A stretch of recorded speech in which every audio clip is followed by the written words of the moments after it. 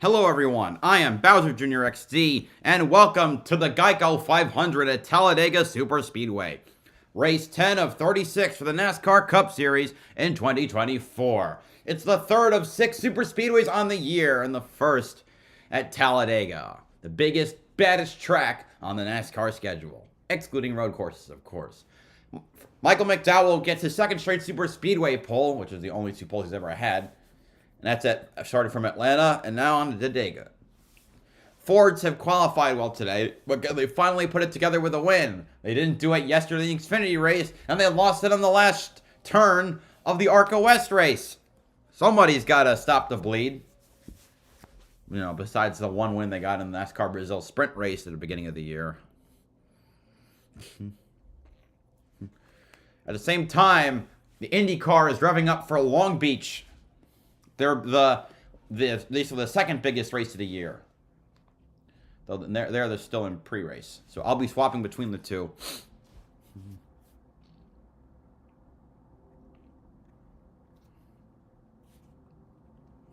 So I'll have a thing open on my phone for Peacock, so I won't be able to see the chat for quite a bit. I'm just letting you know that.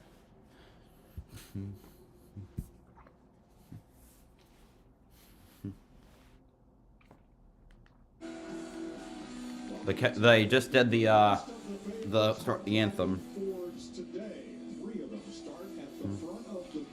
Part of me hoped that NASCAR wouldn't be going today so I could watch IndyCar exclusively, but it is what it is. Bill France built Talladega Superspeedway in the late 1960s to be bigger, steeper, larger, faster than Daytona, and he certainly succeeded in that aim. This is the fastest speedway on Earth. And it has thrilled fans and challenged drivers ever since that first race in 1969. Hi, everybody, and welcome to the broadcast booth. Clint Boyer and Kevin Harvick both know their way to victory lane here. How do you get there? Well, like you mentioned, Mike, this is all about the drivers and everything that they do from a process standpoint inside the car today. You've got to save your fuel. You've got to be a good pusher. You've got to be able to get pushed good. You've got to do all the little things right.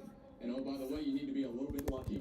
For all those things to go right, though, you have to be in good communication, in sync with your spotter up on the roof. We talked to Bubba Wallace, heard him talking about Freddie Kraft. That communication, when he says clear, you have to do it now, and he better be right? You don't have a second chance out here. There is no reset. We know that the big one's going to happen. The communication of staying out of those wrecks, cleaning up all the mistakes on pit road, and more importantly, being in that right position at the end of this race with the right people around you. That's very hard to do.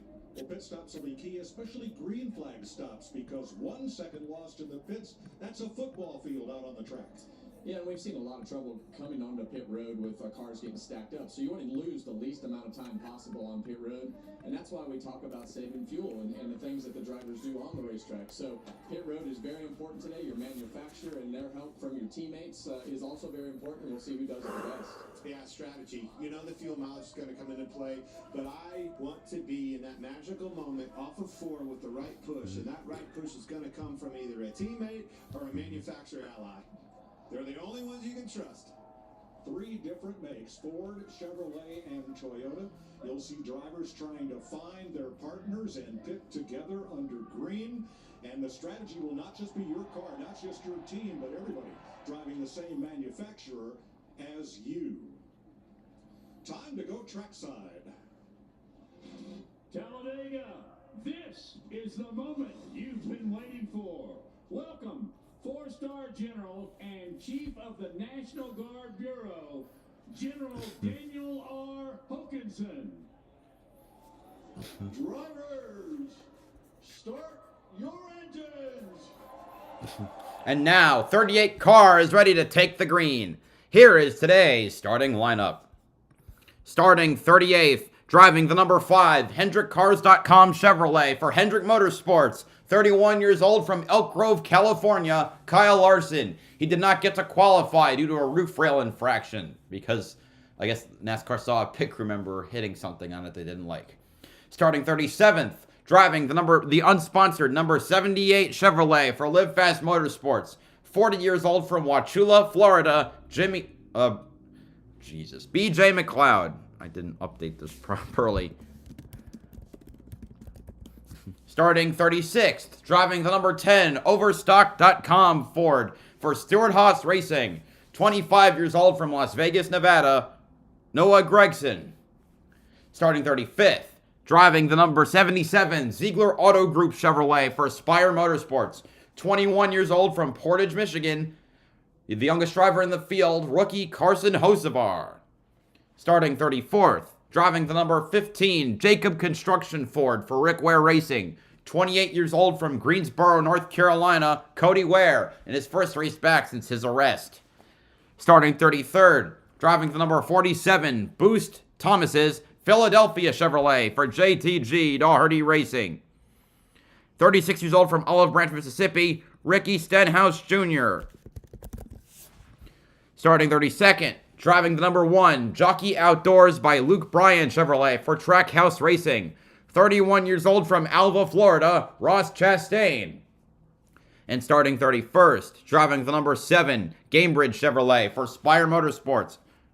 Also, because I neglected to mention it, Stenhouse, the 2017 Spring Talladega winner, and Chastain, the 2022 Spring Talladega winner. Anyway, where was I? Driving the number 7 Gamebridge Chevrolet for Spire Motorsports. 32 years old from Concord, North Carolina, Corey LaJoy.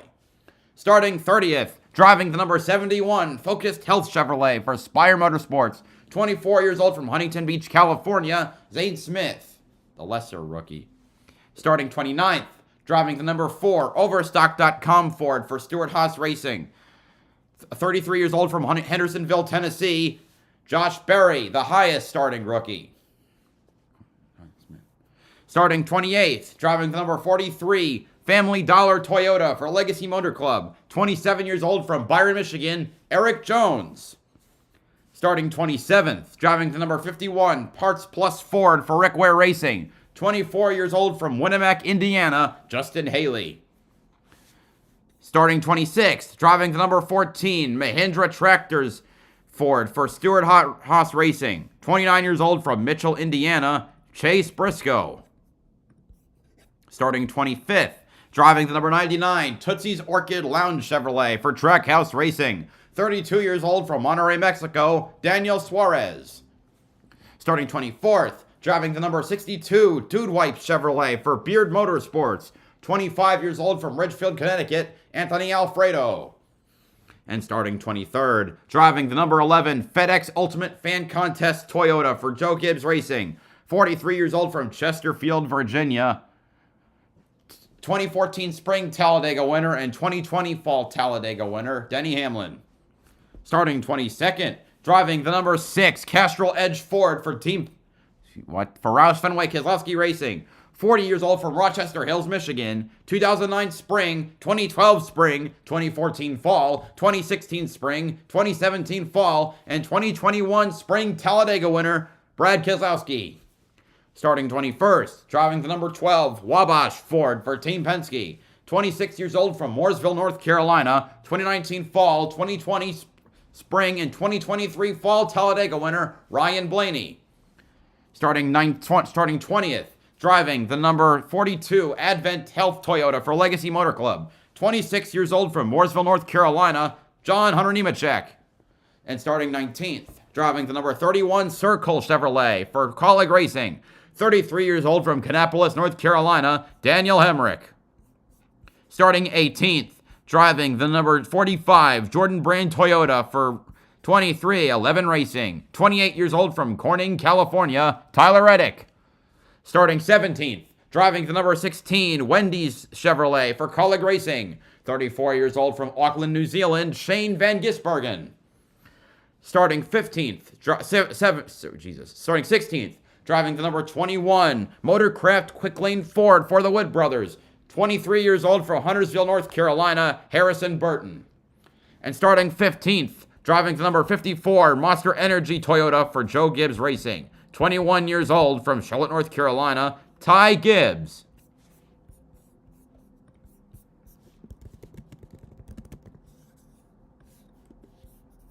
Starting 14th, driving the number 23 Leidos Toyota for 2311 Racing. 30 years old from Mobile, Alabama, 2021 Fall Talladega winner Bubba Wallace. Starting 13th, Driving the number 24 Liberty University Chevrolet for Hendrick Motorsports. 26 years old from from Charlotte, North Carolina, William Byron. Starting 12th, driving the number 48 Ally Chevrolet for Hendrick Motorsports. 30 years old from Tucson, Arizona, Alex Bowman. And starting 11th, driving the number 41 United Rentals Ford for Stewart Haas Racing. 33 years old from Berlin, Connecticut, Ryan Preece. Now for the top 10. Starting 10th, driving the number 20 Mobile 1 Toyota for Joe Gibbs Racing. 29 years old from Norman, Oklahoma, Christopher Bell. Starting 9th, driving the number 9 Napa Auto Parts Chevrolet for Hendrick Motorsports.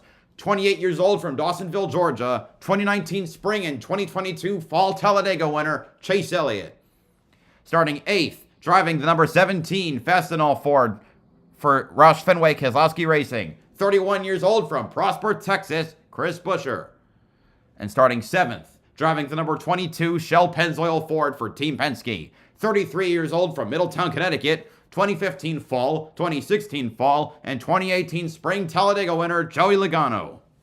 Starting 6th, driving the number 19 Best Pro Shops Toyota for Joe Gibbs Racing. 43 years old from Mayetta, New Jersey, the oldest driver in the field and winless on super speedways, Martin Truex Jr.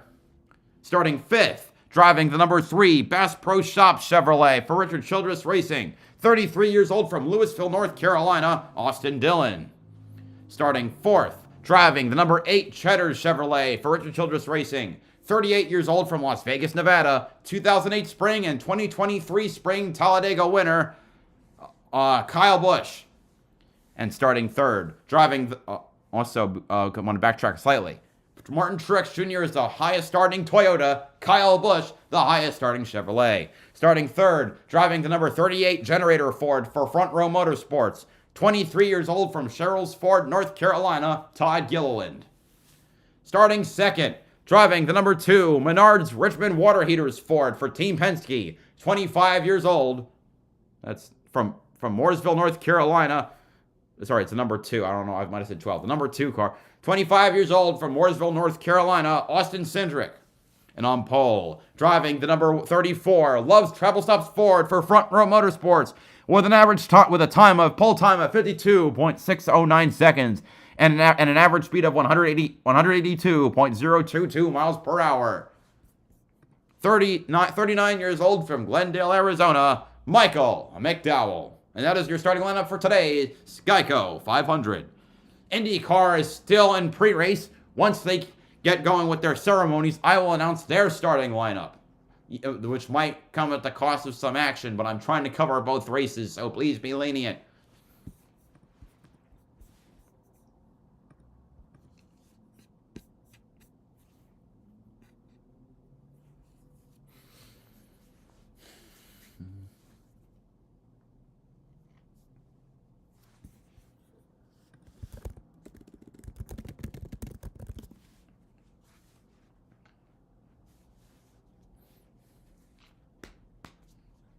That activate that pump, but the biggest thing, guys, if he has to go that right there, he knows his next trip by pit road, he better be on pit road. Their track this size, everybody does it different, but this is the most common way of going about it. Well, the biggest difference is you're just not going to get as much out of that switch as you did in years past. So these guys, when that thing bobbles, they better get to pit road as quick as they can because they don't have a lot of leeway to make another lap. The weather will be a story today. It rained till about 9 a.m. Early this week, the forecast was for 97% rain all day. Now, we are partly cloudy. A little pop-up shower came by our booth just as they gave the command to fire engines, but that has stopped. The track is dry, and we are ready to go for 60, 60, and 68 laps. The stage is divisions. Fuel window. They'll have to pit at least once per stage. 32 lap passes for the win, most of any track. 70 lead changes in the last race. 70 lead changes, a record. The last time we were here, Wow, I didn't realize that. 7 races at Talladega had 7 different winners, and when this track was new, They ran the summer race for 15 years before they had a repeat winner. And that's exactly why you look down here and see a packed house. Sold out infield, packed grandstand. They're here to watch these boys do work. Well, I know one thing, Clint. Mike talked about the weather and what it was supposed to be. Last night it rained and might have saved your life. Hey, 90% chance all week long. It's not every day you get to outrun the old weatherman, and we beat his butt today. I like it. All right, here's some radio from Joey Logano, who will roll off 7th today.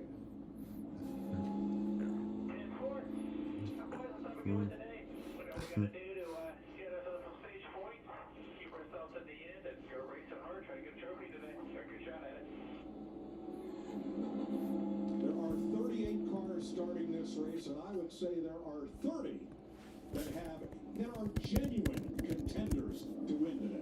30. At least. I mean, I would. Depends on what's left. It can be anybody's day. I agree. Could be anybody. I think it's higher than that, Clint. I agree. All right. Lights are out the pace car. I think it's a big day for these Ford guys. We know it. We've been covering it. It's time for them to shine. All right. Pace car now rolling off. It'll be 188 laps around the 2.66 mile super speedway.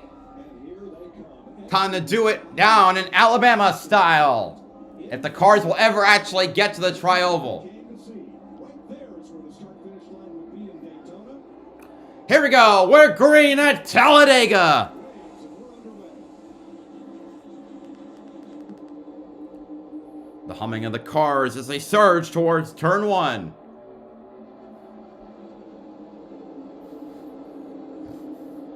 Well, you just motioned about it in the booth, Clint, and that is as spread out of a start as you'll probably ever see at Talladega. Or at least for today, you won't see one that spread out again. Well, everybody's minding their P's and Q's. No Some of the cars are lagging behind. Larson has to make a stop and go, or sorry, a pass through.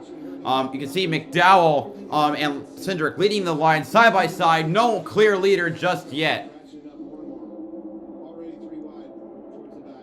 Yeah, although it has to. 14 rows, 2 by 2. Very nicely Noah's Ark style. It's Noah's Ark style. That's one way to describe it. get to the front.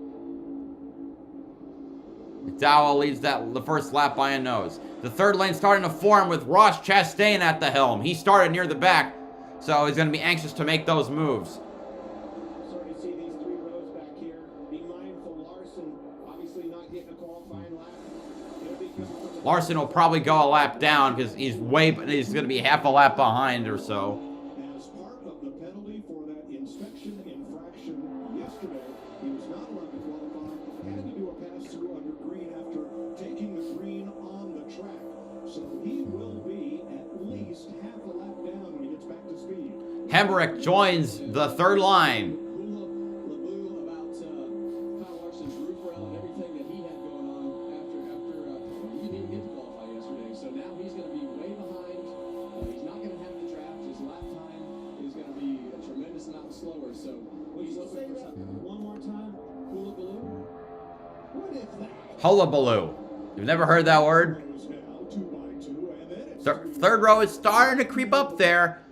Looks like, is that another car looking to join it? close enough. Almost. This is podcast. The car looks like it was having second thoughts. I would think that's Bubba Wallace. So they've reached up to the 6th row. You got to challenge. And Bubba is now, I think, on the outside. Yes, he has. He's side by side with Bowman. So now it's the top 5 rows that have not been surrounded by the third lane. Excuse me, momentum on that outside coming. Well, you've got a lot of different agendas that have to play out here. You've got some guys that are already positioned up in the front. A lot of good cars that started in the back of this pack that are trying to get themselves formed up together to make some track position up early and put themselves in a better position when the strategy starts to play out. Much like we saw Bubba Wallace move up there, will there be anybody else come up and make that block and try to ride that line on the outside to the front? So now it's Christopher Bell here. only 5 rows, 2 by 2 at the front. Is that Come on, Bell. You know you want to. Or Busher. that outside move? Here they come. Another good push off of Hemrick. I don't think he Getting closer. They're side by side with Busher. That lead. And Truex to the outside. Truex going up. Just like I was saying. Here they come. He gets to the front there in front of Cindric. You might see him move back down. Kyle Busch headed up through the middle. Well,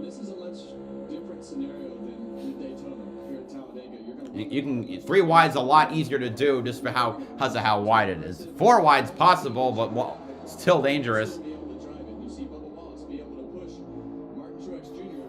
really well down the front straightaway right there, and that's really what we saw out of these Toyotas. Dowell still leads, but the 3rd lane is fully caught up. So now you got to block 3 wide. Gilliland, Cindric, and Truex leading the lanes behind McDowell. Middle lane looks like it has a run. At the front of the outside lane. Make sure these pushes are straight on them bumpers. You see them kind of off to their side a little bit. Looks like Cindric calls upon McDowell, but the outside lane looks like it might draw tit for tat. Blocks. It comes down to blocks. And now they're fully equal. We'll wipe this whole field out. Well, they're 3 by 3 all the way through the pack right here. And as we come through the travel right here, you see that bottom lane. The banking's really tricky down there, and it's hard to stay attached to the cars in front of you. So you can push in these straight lines right here, and when you're getting really aggressive, you can push through these corners if you're in a nice lined up fashion. But you got Now the inside lane looks like it's almost starting to evaporate. we get to the end of this Probably straightaway. this in terms of staining, and then they reform. So you gotta kind of Middle lane is by far the longest, going into turn 3. which is unusual. About our guys. Already 3 And Truex got a much better run this time. He's going to take the lead with a good push from Bubba Wallace. for Truex, just like I was saying early. Bubba moves down across the middle, and Truex goes with him. Now it's 3 cars sticking out front ahead of all 3 lanes. It's Truex, then Bubba, then Cindric. This is very orderly for Talladega. Do you think after seeing the last 3 cautions of yesterday's Xfinity Series Demolition Derby, everybody kind of got a case of conscience and said, you know what, we need to be careful out here. Well, they thought about it for a pretty short amount of time, Mike, because now they have forgotten. The only thing that they see. Our invocation currently going on at Long Beach. At the first caution here in Talladega, I will go over the starting lineup because the starting lineup doesn't give me nearly as much time if I start at the command for IndyCar. On the edge of being a little to the aggressive side, because if you don't, somebody else will. Hemrick takes the lead as the outside lane gets more momentum, and Chastain, who started at the back, is up to 2nd in just 7 laps. Those bumpers down the back straightaway. Hey, look at that number 1, where did he come from? Ross Chastain started 32nd. He's up to 2nd place. 30 positions gained. Hey, BJ McLeod is up to 8th. How about that? Qualified like crap. The slowest of all cars that actually made a lap. And then here he is in the top 10, just like he was in the duels, kicking ass and taking names. Or should we say Bumper Man right in his wake in that 38? Well, this is a very interesting time of the race, because we know they don't want to go into their strategy and try to do the things that might save them some fuel. But you have these guys that are coming from the back of the pack all the way to the front of the pack, and it puts everybody in a really unique position to have to race as hard as they can. That's exactly right. Ooh, Chastain moves to the bottom. Hemrick does too, but a little more gingerly. It's like he moved down halfway. And LaJoy now up to 3rd, or 2nd. He doesn't qualify well either. 2nd, 3rd. What's the difference when you're running too wide? Down to the bottom line where they can ride. Larry? Yeah, this is our Verizon race strategy, and you guys touched about it before the green flag. You have to have partners when making a green flag pit stop, whether that's drivers within your organization, drivers within your manufacturer. Every trip to pit road, regardless of what tires you change, You have to take. your car is packed full of fuel, other than maybe at the stage. McLeod leading the outside lane. Only are the best options for you. Thanks, Larry. 9 laps complete. McDowell is left. Please don't go to commercial. Piece. Rest yet. Truex has led a lap. Talk about McLeod. BJ McLeod leading that outside. Thank you. lap at the back of the field. Okay, commercial time, which means it's time to go over Indy cars. Acura Grand Prix of Long Beach's starting lineup. Starting 27th, driving the number 51 King Taco Honda for Dale Coyne Racing with Rick Ware Racing. 31 years old from Bassingham, England, Jack Harvey. Wait. I got it mixed. Wait. No. Sorry, so let me start over. Starting 27th, driving the number 51 King Taco Honda for Dale Coyne Racing with Rick Ware Racing. 19 years old from Palo Alto, California, Nolan Siegel. He's running the 51 for Long Beach, one of the 4 races he's running this year. He also already ran Thermal Club as one of his 4. Starting 26th, Driving the number 4, Journey Rewards Honda for Chip Ganassi Racing. And BJ McLeod led a lap. Holy crap. 2026, driving number 4, Journey Rewards Honda for Chip Ganassi Racing. 19 years old from Grand Cayman in the Cayman Islands, Kiffin Simpson. Oh, and Nolan Siegel is the youngest driver in the field. So the 2 youngest starting at the back. Starting 25th, driving to number 41, Pray.com Chevrolet for AJ Foyt Racing. 22 years old from Payette, Idaho, Stingray Robb. Starting 24th, driving the number 14, Sexton Properties Chevrolet for AJ Foyt Racing. 25 years old from Woodbury, Connecticut, Santino Ferrucci. Starting 23rd, driving the unsponsored number 18 Honda for Dale Coyne Racing.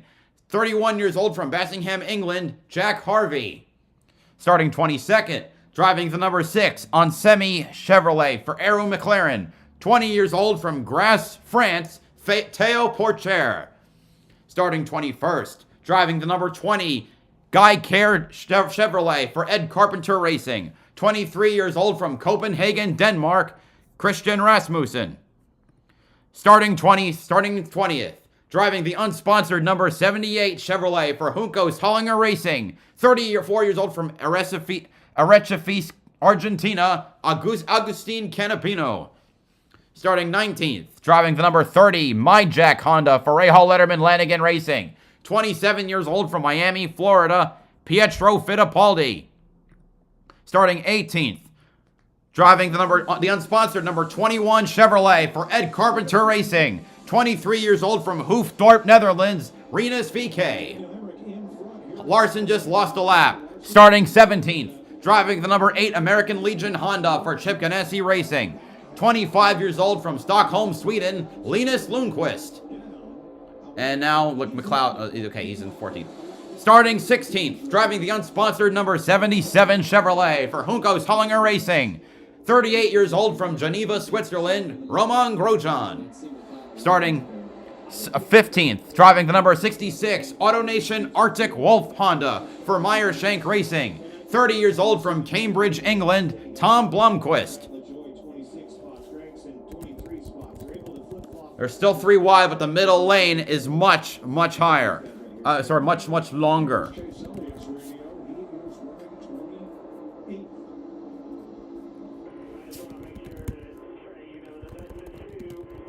All right, I'm just double check. I want to check something. All right, starting 14th, driving the number 5 Aero Chevrolet for Aero McLaren. 24 years old from Monterrey, Mexico, Pato Award.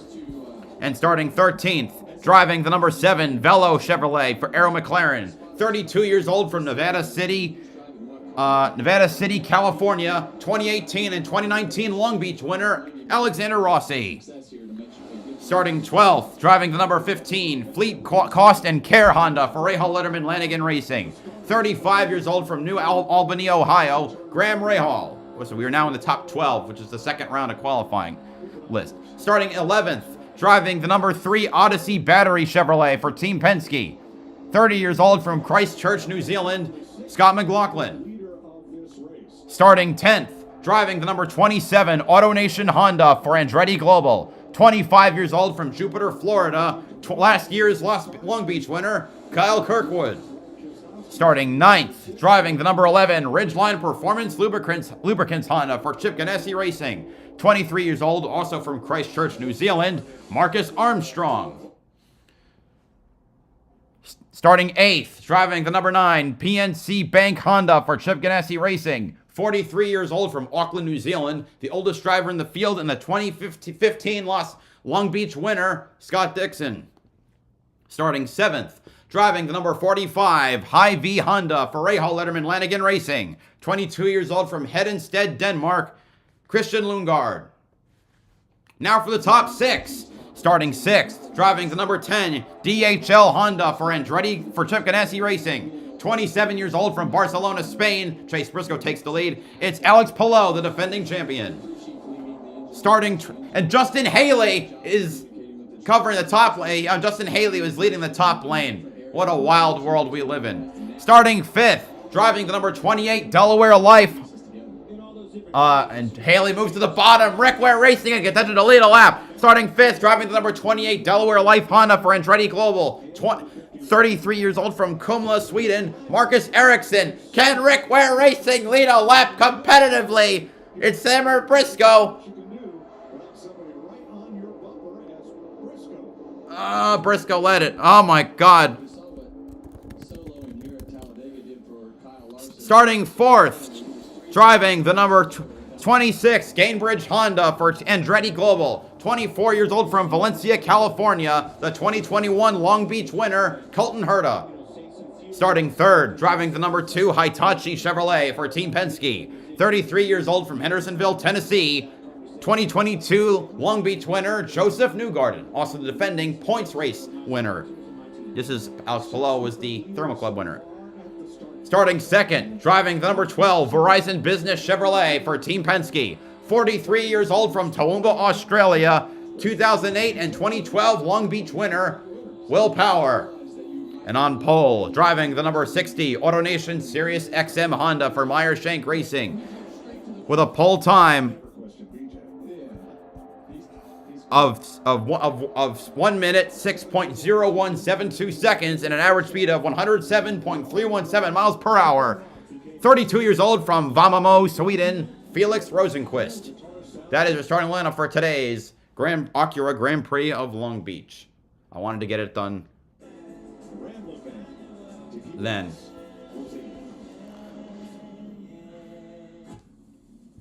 Okay, I know I missed over an entire section of racing, but again, I'm trying to get that done before I run out of time, like I usually do.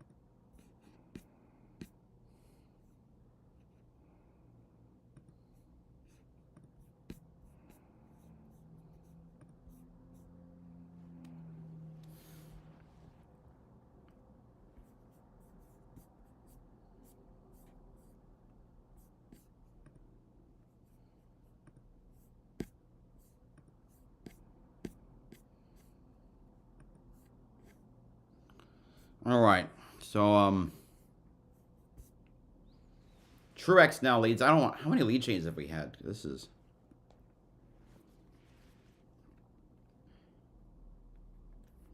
right. So right now it's been uber competitive. 10 lead changes in the first 20 laps. Good stuff.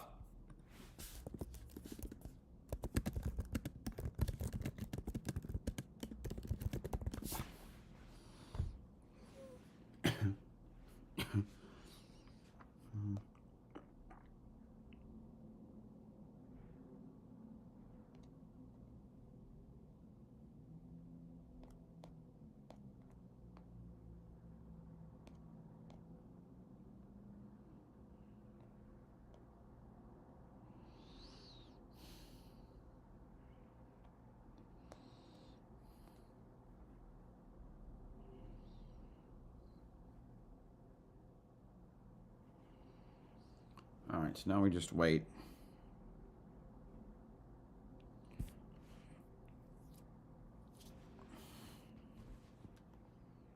Looking at some old Roush. Oh, that's cool. The Davey Allison's Talladega winner and Dale Jarrett's. Wait. Dale Jarrett never won at Talladega. Okay. He didn't win in that 88 car. He won a different 88 car, and Truex led lap 21. And BJ McLeod's back up there. I love this stuff.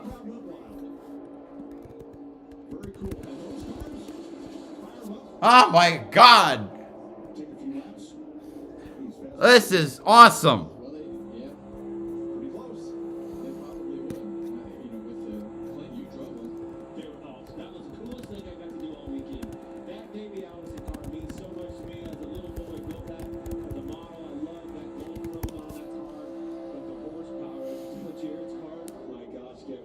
Oh my God, come on, Justin Haley. Rick, we're racing. Looks like they're going to lead a lap. So those cars definitely win. Come on, please. I need this in my veins. Such a cool dude. Yes, he got it, I think. Ah, ha, ha. 22 complete. Haley out in front of Hemrick on the bottom. Looking around Talladega as we ask a couple of drivers this weekend about their strategy for today. Yeah, unfortunately, fuel saving is super speedway racing now, and really every racetrack that we go to, I'm really anxious to kind of see how it plays out. You know, the Daytona 500, I feel like everybody's always trying to just kind of get to the end, so the fuel saving kind of becomes even more extreme than probably would in other races. I don't mind it. I think it's kind of a fun, scratchy piece to the race. Seems like that game is in full effect right now, and until something big changes, I don't see it changing. It's a high-speed chess match. Gotta go figure it out. Fuel saving is part of the game at Daytona and Talladega, but here we've seen a couple of drivers race their way to the front, put up a PR lap, but this 3x3x3 has been pretty endless here. There's so many layers to the fuel saving that these drivers do. It's positioning yourself in the right situation where you can. Blaney's at the back of the pack. Well, you have to play the game. Truex back to the lead. Position and Can't be there. Yeah, can't be where Truex is at. You're pretty much having to hold it wide open when you're leaving these lines. well, you say that, and some of that is being able to lift. You see BJ being able to get right to his bumper. You can let him push you, and if BJ's getting a push from behind like he was right there, you know, Martin can actually stay off the throttle and let those guys actually make the speed for his car by being pushed. So it's a balance between how much you lift, how much you want to control the race, and so there's a lot of things happening at the front of the field. Being able to try to save fuel and try to maintain your track position is tough. Here comes Justin Haley back on the inside, trying to lead his 6th lap of But the middle line's going to have a run here. Potentially. You got Briscoe's Hamlin behind him. We don't have the data, the resources, the information on fuel saving that these bigger teams around us have. He said, sure, this is an opportunity race, but there's a lot of educated guessing going on. And when it comes to pitting, I'm going to have to watch for hands coming out of the windows. I don't have the information when the other Fords are going to pit. Josh. When you talk about opportunity races, that is the case for Daniel Hemrick in the 31. They've shown they have a strong car for him. Was fifth here in 2019. Well, he's led 7 laps today. He was in front. The team told him, hey, you showed me Oh, man. here. Now we need to save fuel. I need you to get to 80% so that we can save fuel and don't mind you dropping back and hanging in line.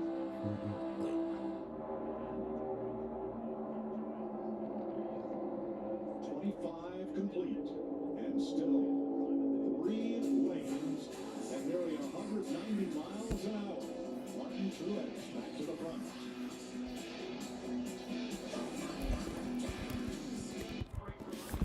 Toyota Racing is looking for iron stomachs. All right. Braking opportunity from top speed, but then they narrow up through the turn 3 and 4, James. And then this is another passing opportunity coming to turn 6.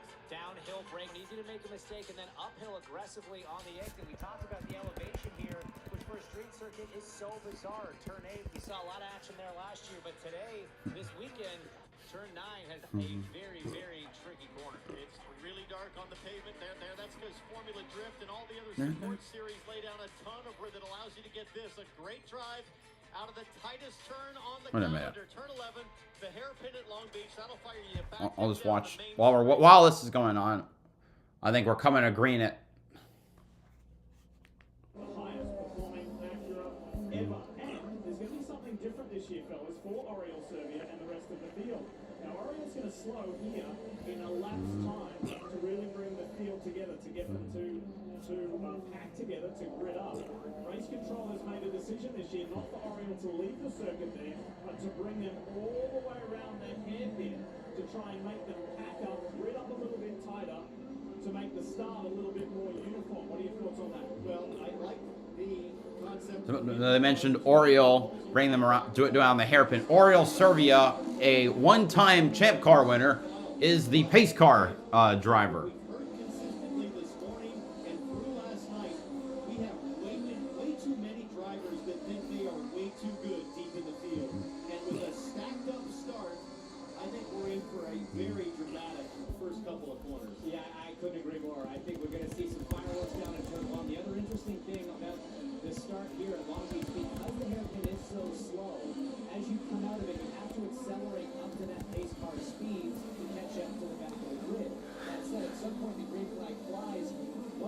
drivers are still in acceleration mode. They could just keep the hammer down. They've got the momentum going. Checking back real quick to make sure I don't miss anything. At the start, an enraged Scott Dixon.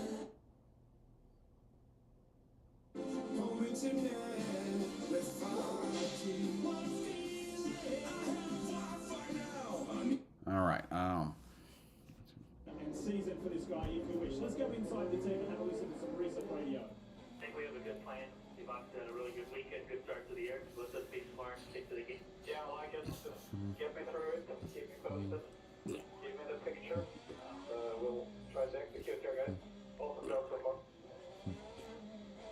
He's made 80 starts in his career, Felix Rosenquist.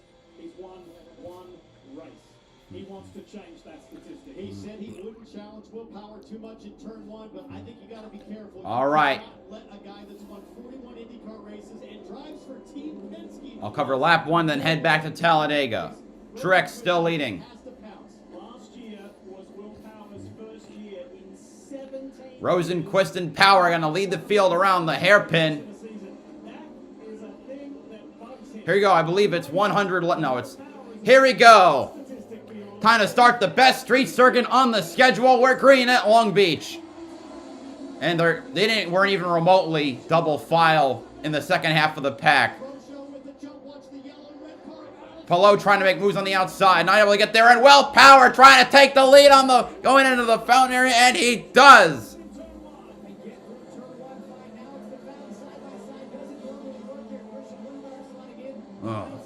Oh, it's an 8, so it's lap 2. What?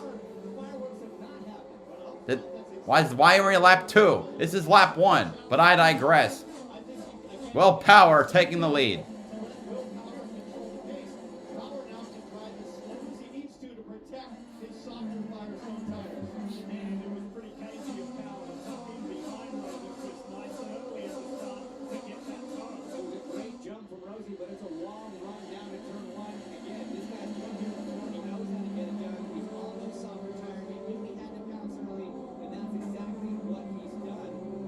Man, Peacock's way behind. All right.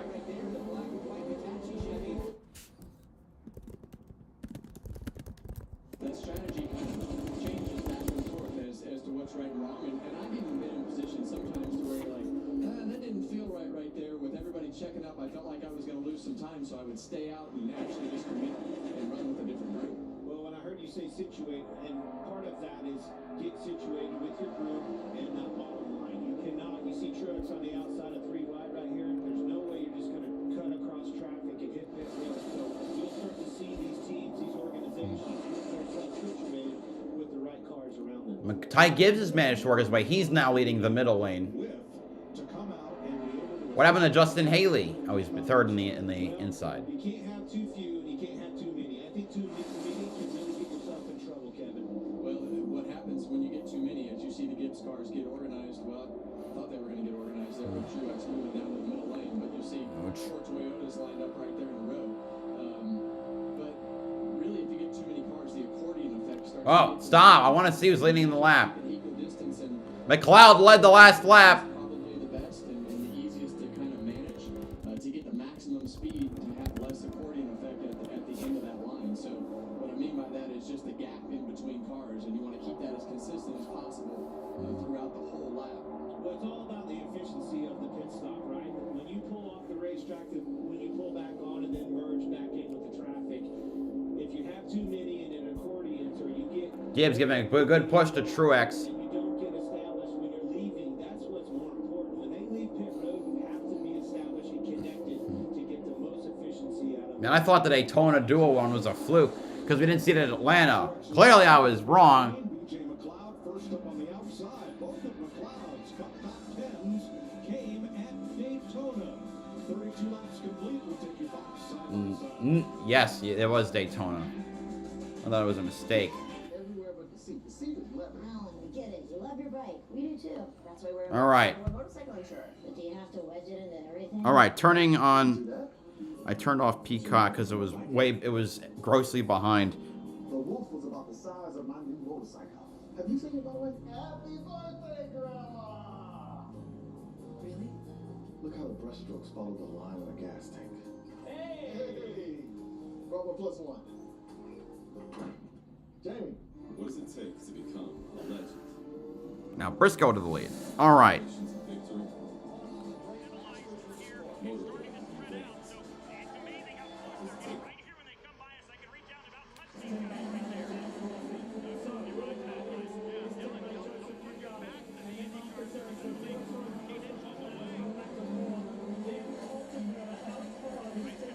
Trying to judge how far behind I am still. I'm still quite a ways behind. Marcus Ericsson on Rosenquist. Good move. But right now it's a Penske 1-2. Still 3 wide. McLeod leading the field still. Right now, it's a Chevy, Ford, and Toyota leading each row. Good manufacturer parity, at least at the front at the moment. Chase Elliott, last week's winner, right now 3rd in the outside lane.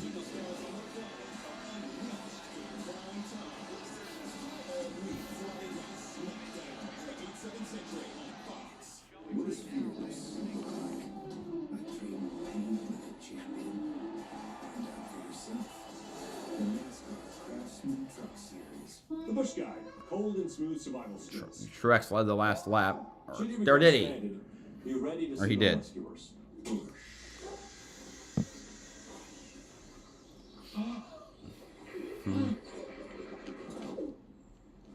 How long have I been out here? About 12 minutes.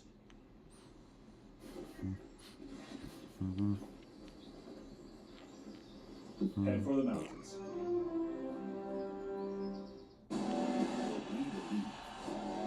In the 2-minute drill, line stands, toe taps, strip sacks. We believe in beer snakes, and and whatever this guy's doing. We believe in speed, hustle, and grit, and that nothing is more dangerous than a man with a dream. We believe in football, the United Football League, Saturday at 7 Eastern on Fox. 36 laps complete. Here's your Xfinity fastest lap. Daniel Suarez is currently 7th, 192.3. That was back at lap 7. Chase Briscoe at lap 7. Most everybody else lap 12. That's like a Suarez. Well, we're told that Truex and Bubba Wallace are both having radio interference issues. From what? Was pretty severe. Ooh. Not at all what you want. No, yeah, Talladega, that's the worst place to have it. Not being able to hear your spotter, that's really crappy. It's a surefire way to get into a wreck. All the way through the field, very close together. Larry, what do you got? Yeah, it never fails on the first set of green flag pit stops here at Talladega. We see drivers get in trouble. Last year when the Toyotas came, Tyler Reddick spun getting on the pit road. When the Fords came, Chase Briscoe spun. And Kevin, I think you got a bird's eye view of that one. Yeah, I did. And when all that happens, you haven't been able to practice getting on pit road and do the things that you're used to doing to be able to have good markers. You have them in your nose, but you don't get to practice them until you make this first pit stop under green. All right, 38 laps complete this time by.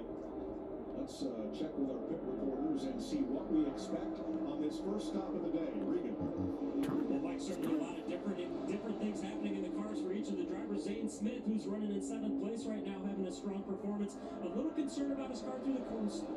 The seams are actually affecting his race car. The seams where the asphalt meshes together, he's getting loose over that. So Briscoe getting a good run on the inside. Outside lane starting to lose some of the runs it was having before. The team keeps telling him, work with the guys, make friends out there. We're going to need them. See that? Elliott's giving McLeod a really good push. Just a little bit free, but a strong run so far for BJ McLeod, Jamie. And another strong run so far from the 14 of Chase Briscoe. Started 26th, wasted no time getting up to the front. He's already led a couple of laps now. Richard Boswell, his crew chief, he told me. All right, let me check back at IndyCar. I just got trying to. We don't want to pit with all of them at once. Watch for them to split into 2 separate groups to avoid that chaos.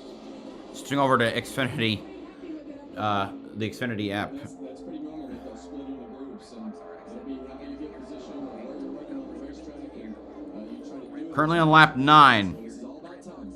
It looks like Rosenquist has fallen to a place where the car behind him, I think, is Scott Dixon. Last year was guaranteed in every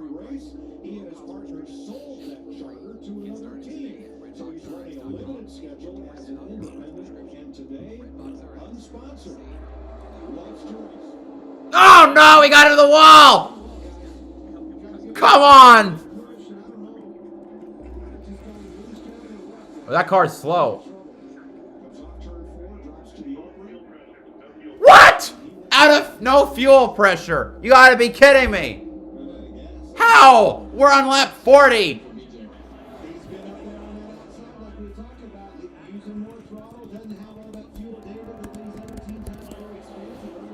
Damn. Well, there goes that Cinderella story.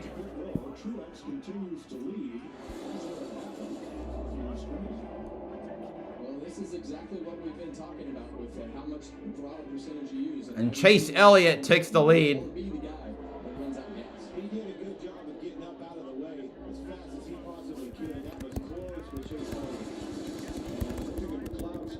Looks like the Fords are starting to come down. Are we going to see some... Is that going to be a... is this getting ready to pit? Yeah, here they go. I think they were spooked. Only 2 Fords. Briscoe and Haley.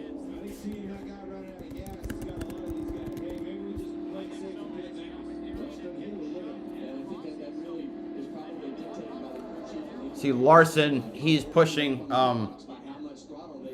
Elliott. Again, Larson's a lap down.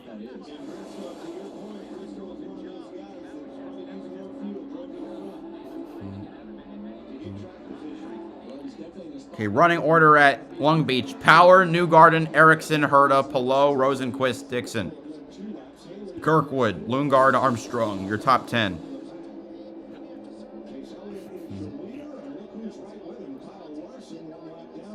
SVG leading the inside lane, and more cars peeling off. I see 7 cars. The Suarez, Hemrick, Chastain, LaJoie, Austin Dillon, Zane Smith. I think there was one more car that I didn't see. Cody Ware. O. Ward, I think, just pit. Yeah, O. Ward just pit.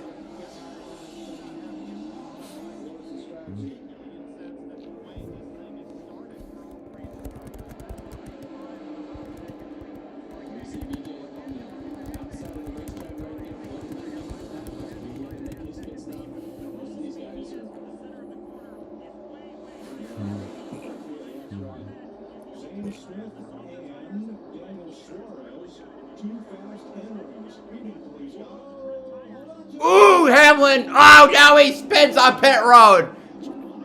Well, great job, Hamlin. Well, that'll screw his, but and Truex came in sideways.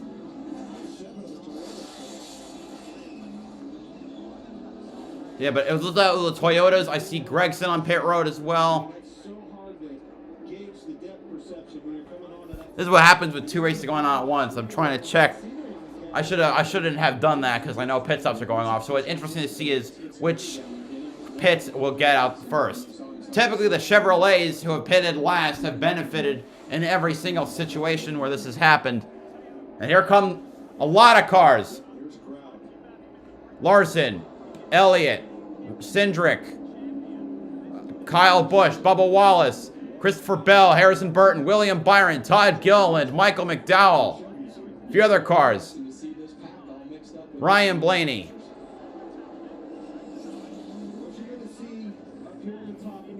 Van Gisbergen leading the field right now.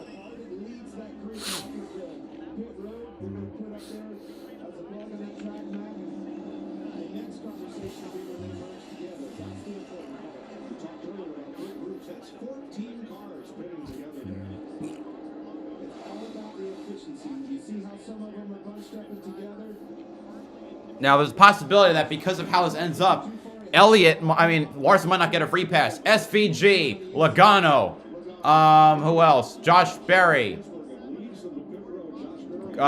Jones, Van Gis, Hocevar, Keselowski, Reddick. Right now, it's the Chevrolets that took the lead.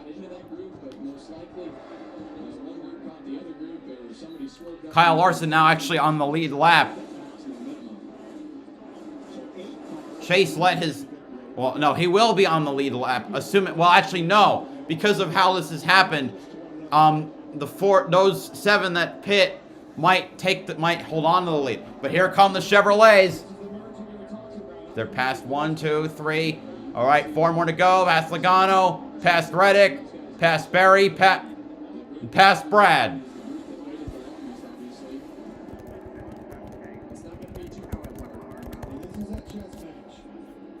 Now they can actually run harder.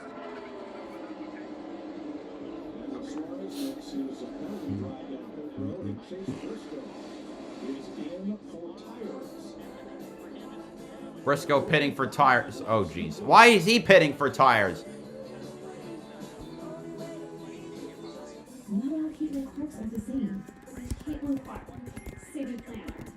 Wait, why did Zane Smith go back? Don't settle. Get real deal speed, reliability, and power with Xfinity. Oh. From here, that's kind of my thing. Zane Smith for speeding. And Daniel Suarez for speeding. I was born with wings, but psoriasis clipped them. Until I got clear skin with Gonzalez. Most people. So Suarez also spun. Some after the first dose. Serious side effects, including suicidal thoughts and behavior, infections, and lowered ability to fight them. Liver problems and inflammatory bowel disease have occurred. Tell your doctor if these happen or worsen, or if you've had a vaccine or plan to. Start to get yourself back with Gonzalez. Ask your dermatologist about Gonzalez today. Your local Ace is the largest national retailer of steel. McLeod's still on the lead lap, by the way. Find this full lineup at a warehouse you can find it at Ace. Order online, get free pickup or free assembly and delivery. Oh, we got a wreck! Christian Rasmussen. There's a great before and after. Then there's the after. That boost you get when you look and feel your best. And that's why I'm one to choose just for men. So that's our first caution at Long Beach for the number 20, Christian Rasmussen. Oh, and that's another car with damage. Is that Jack Harvey? Or Nolan Siegel? Liberty Mutual customized my car insurance and I saved hundreds. That's a weird way to play the spin. Oh, man. And he got... That's Jack Harvey that also got damage. The Vandercoys control this city. They killed my family. So, my mission is simple. Make them pay for what they have done.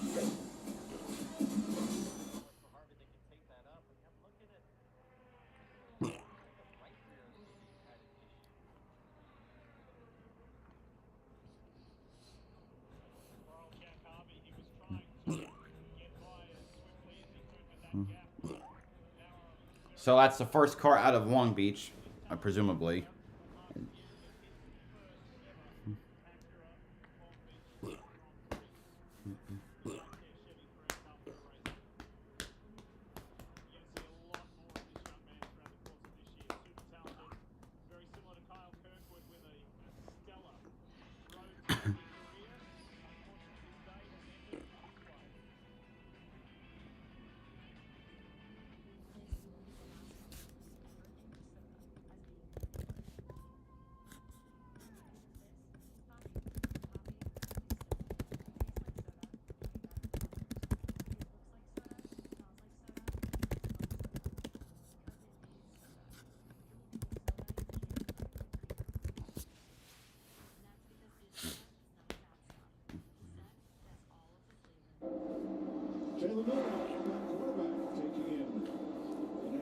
Cindric to the lead. No. Yes.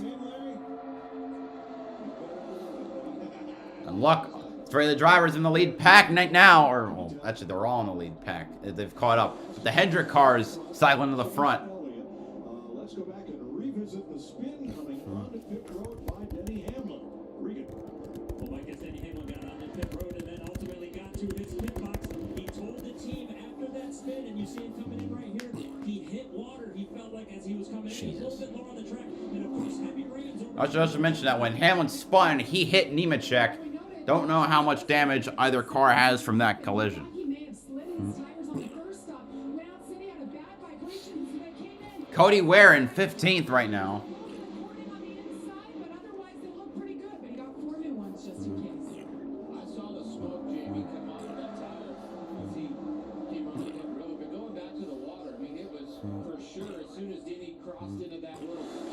Now Larson also running where he is because he needs to stand, trying to stay on the lead lap. That's going to probably affect the stage battle, as he's not going to count, but drivers are probably going to be scrambling to get around him.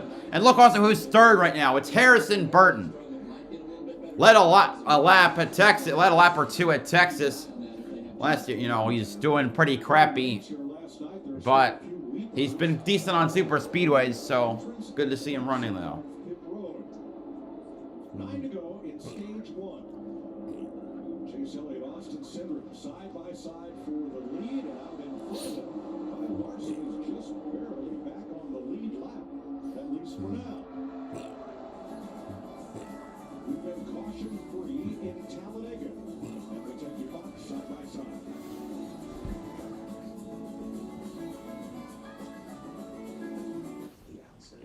Toby, why aren't you eating your Cinnabon pull part? Well, I wanted to save the best part for last, but it's all the best part. It's got the perfect amount of cinnamon all throughout. It's got the ooey gooey frosting dialed on every piece. Toby, eat your breakfast.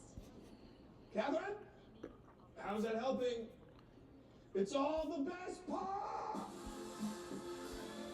The best part of Wendy's new Cinnabon pull-apart is I'm trying to compare. To pit road, only a handful of cars came to pit road though. It's a little closer. The reason the other cars stayed out, it would be a My Xfinity stream is closer than the Peacock app. Make it to the end of the race on one more stop. They might need caution, but this is really going to change the game up here at Long Beach, Jeff. Will Power chose to pit, as did Dixon, Lundgaard, Kirkwood, McLaughlin, Rahal, Armstrong, Lundqvist, Fittipaldi, and who knows how many more.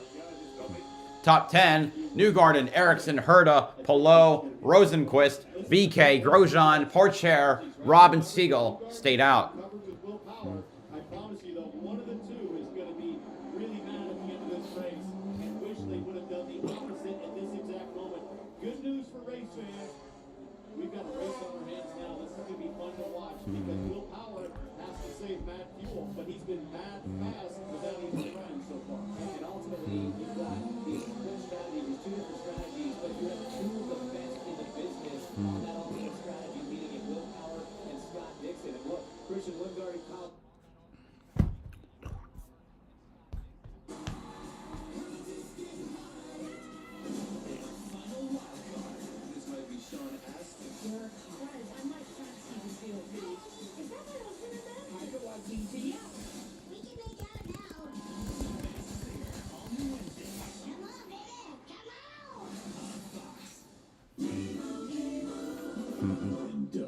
Hello, Ghostbusters.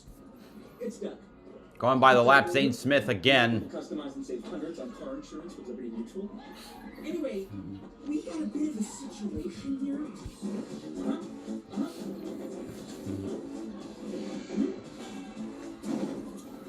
Sure, I can hold. Only pay for what you need. Ghostbusters Frozen Empire. Ooh, contact between Lundgaard and Kirkwood on pit road. All the parts you need at the prices you want. Guaranteed. Ooh, man. Every time. So you can keep your ride or die alive.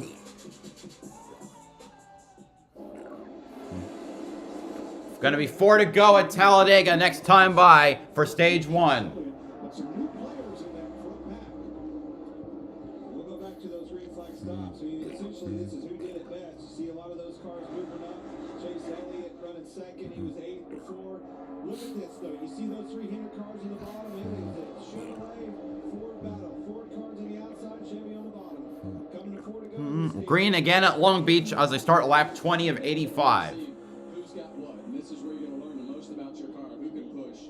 Who can get pushed? Who's willing to take chances? And you got to do everything that you Trying to watch both, it's impossible. Yeah, no more fuel mileage talks, none of that. Already, I think that's Lundgaard. No, he's holding off Kirkwood.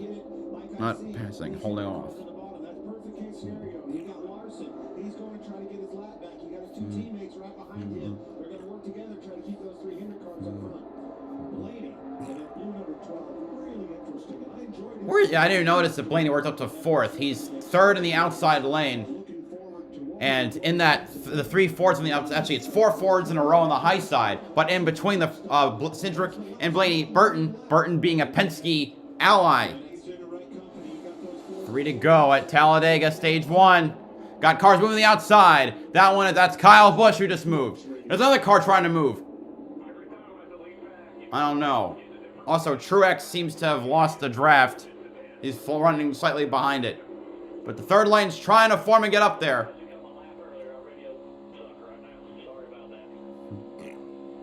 Yeah, that's not good.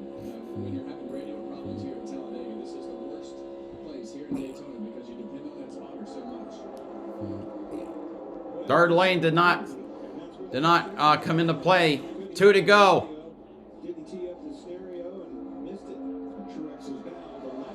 Also, it was not Kyle Busch I saw. I don't know what car I saw. About to come by some more lap cars, it looks like. There, it's Zane Smith again. It's Zane Smith again. Oh! Suarez back on pit road.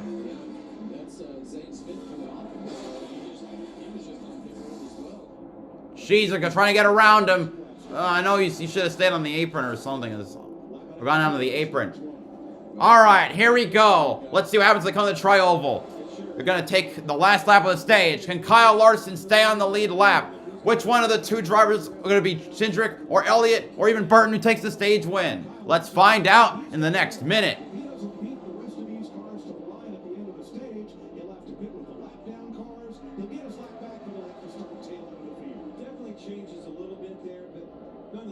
It's probably not a big difference for Larson. But here we go. Right now, it's Larson and Cindric side by side. Elliott giving Cindric a push. There's BJ McLeod up ahead. Elliott giving a big push to Larson. McLeod goes to the high side, getting out of the way. Larson moves up to cover the high line.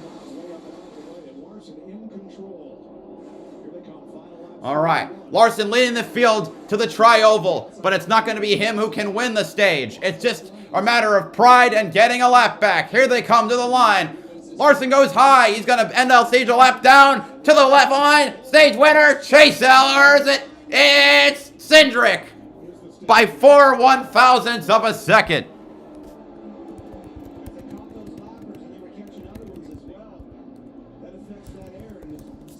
Damn it, I pulled a Marty Reed.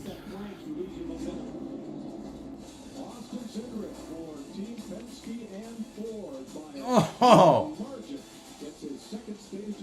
So, all right, Larson will get the free pass. Your Wyndham is waiting.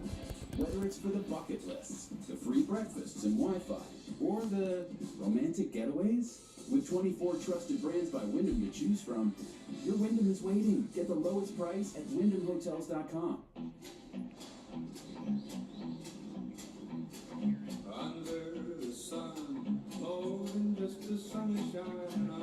Meanwhile, Zane Smith had multiple problems. Welcome to Fox Nation, a place where we look to the future and toast to our past. So Zane Smith made a stop during his pass-through. You're not allowed to do that. Sign up and start streaming today. His owner disappeared without trace, apart from a finger.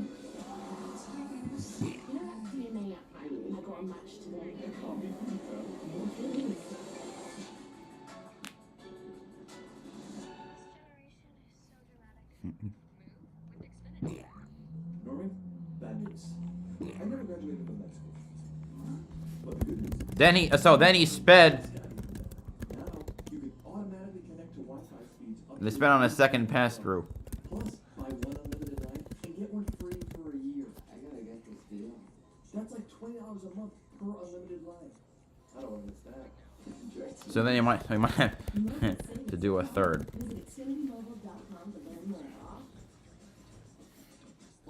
Hood is the cottage cheese lovers love. Start with our award-winning country style. It's delicious on its own, or like this. That. Even Sure. Plus, it's got more protein than hummus and less sugar than yogurt. Then there's Hood's flavors. We expertly blend in real fruit or savory herbs for an unbeatable taste combination you can't recreate at home. Now that's cottage cheese. Hood cottage cheese. Always good, always Hood. If you're 55 and up, T-Mobile has plans built just for you. Like 2 lines unlimited for just $30 a line. That's a 45% savings versus Verizon and AT&T. Plus, get one of the latest 5G phones free when you add a line. Experience it all on America's largest and fastest 5G network. At T-Mobile, customers 55 and up can get 2 lines of unlimited for only $30 a line. Switch today. Congratulations, Hartford Wolfpack in the Calder. There are those of us who earn our calluses.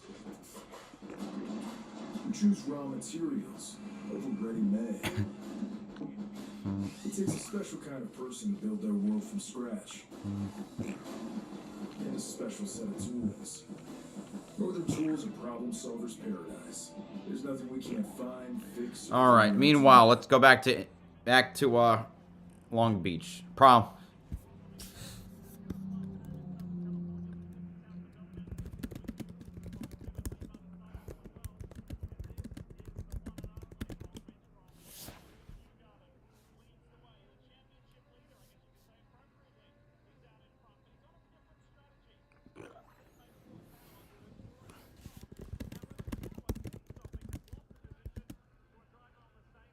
Dixon.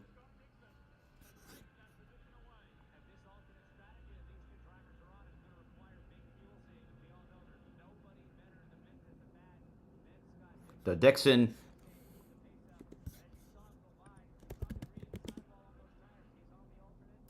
Oh! A little loose for Lugarden.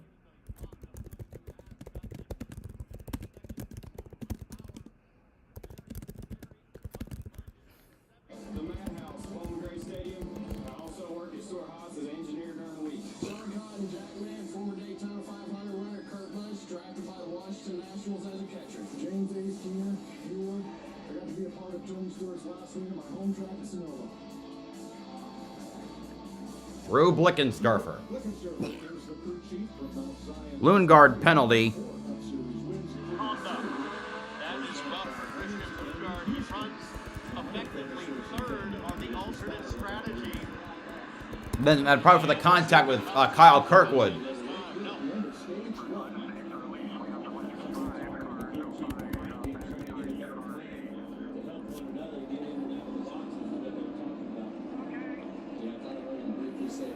Well, not 27 at Long Beach.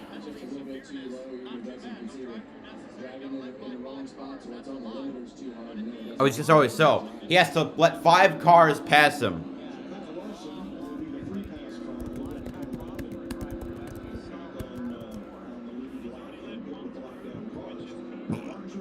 So they got Kirkwood, then McLaughlin, Ray Hall, Marcus Armstrong. He's got to let one more by.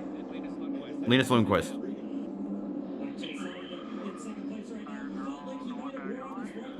Pit stop's going off at Dega.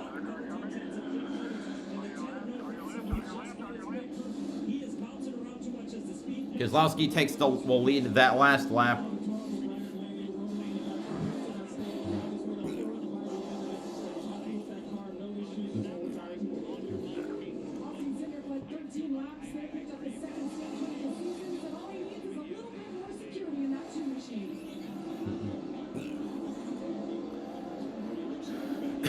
Kyle Busch wins the race off pit road.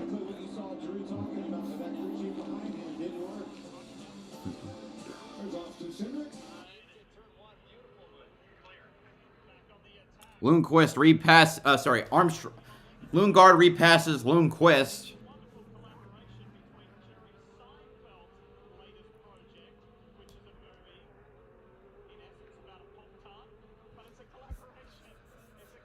Oh my God.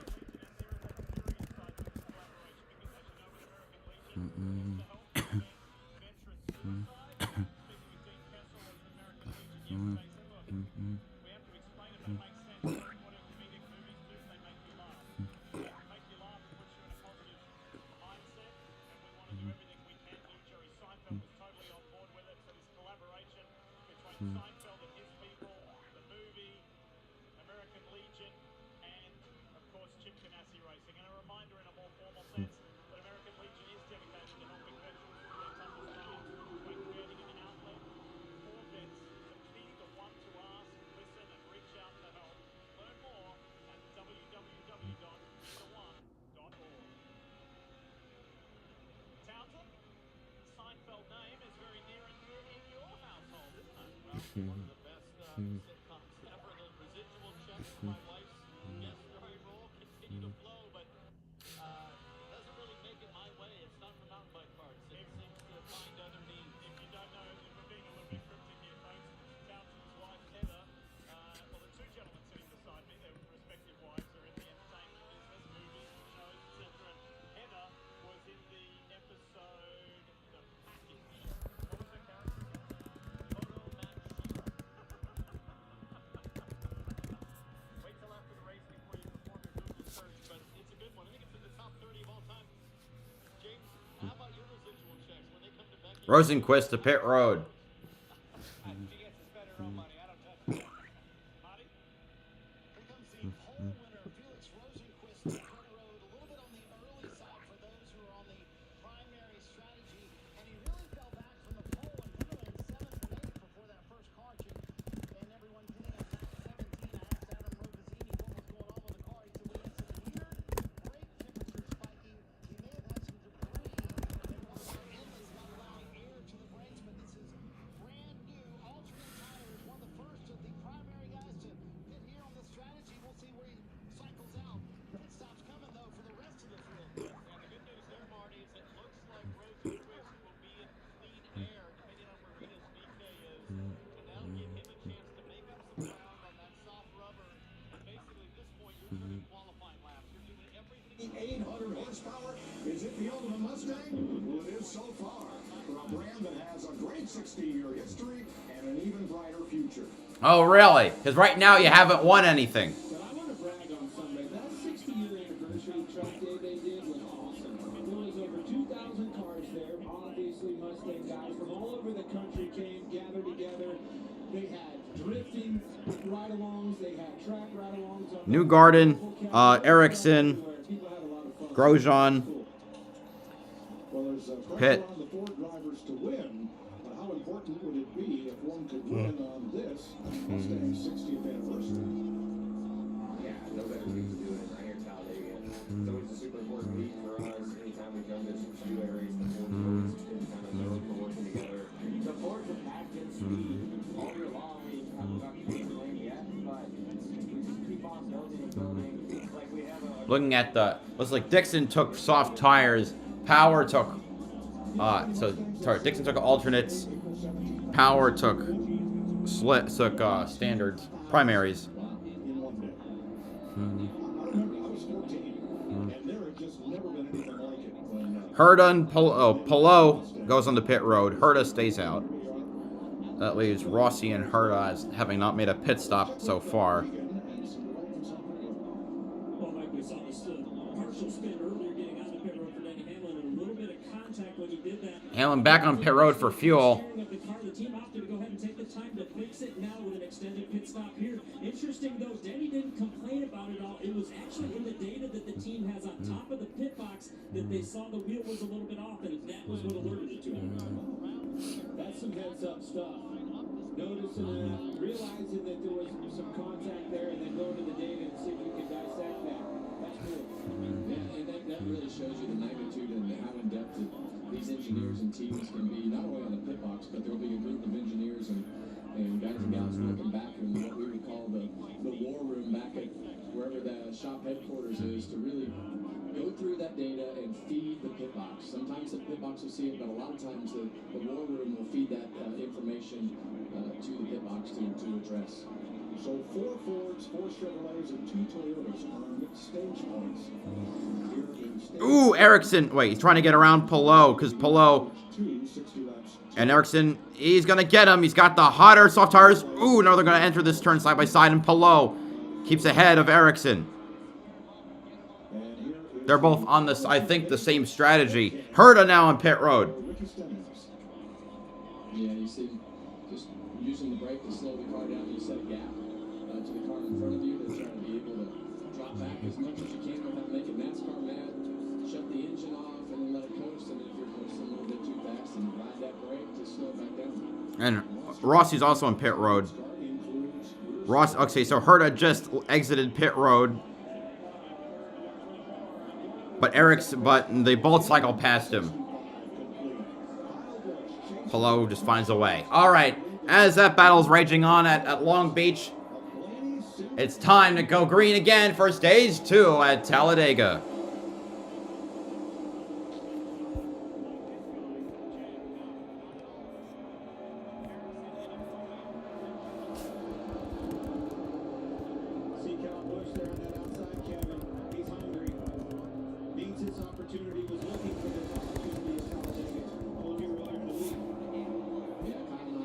Already trying to go 3 wide with SVG leading the charge.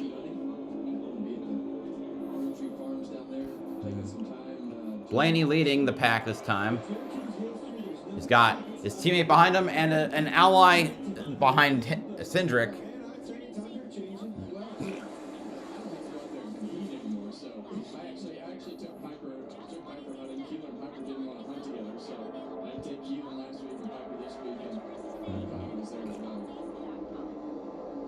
Good run by the outside. It's Kyle Busch leading it. And Byron is behind Busch with Bowman there as well.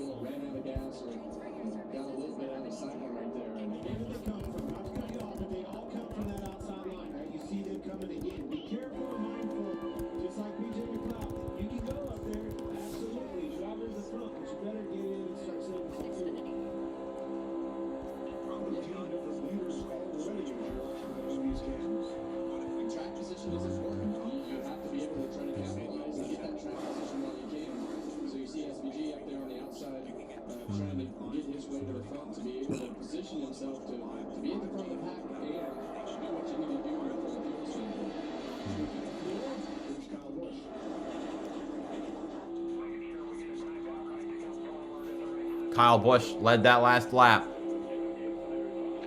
30 lead changes.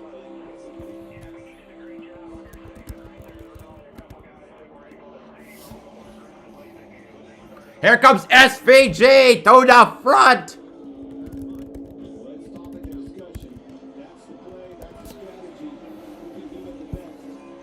The Kiwi trying to hold him off now. Let's see if he can lead a lap here at Talladega. Or is Austin Dillon going to dive to the bottom or the middle and try to take it away from the Supercars champ? And there's Alfredo behind him. All of the underdogs are doing some pretty crazy things today. Austin Dillon led that. No, SVG led that lap.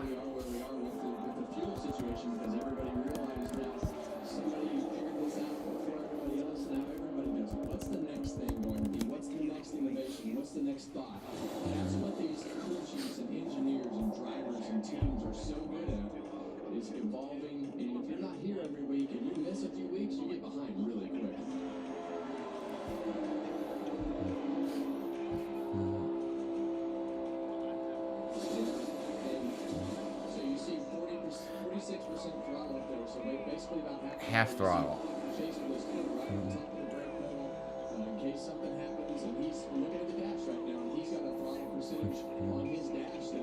Alfredo pulls to the inside, right in the middle. He's going to lead at Talladega. And SVG's going to get shuffled out.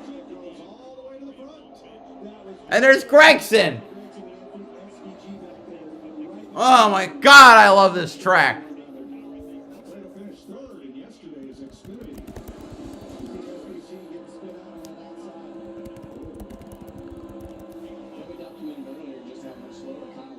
And Gregson to the lead. And Larson up to 4th. Where did he come from?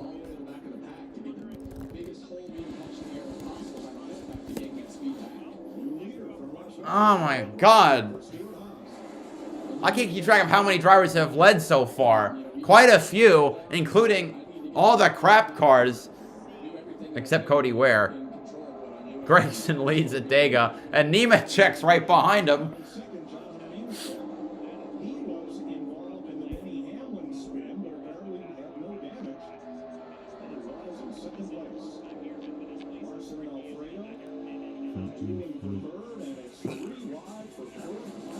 Man, my God.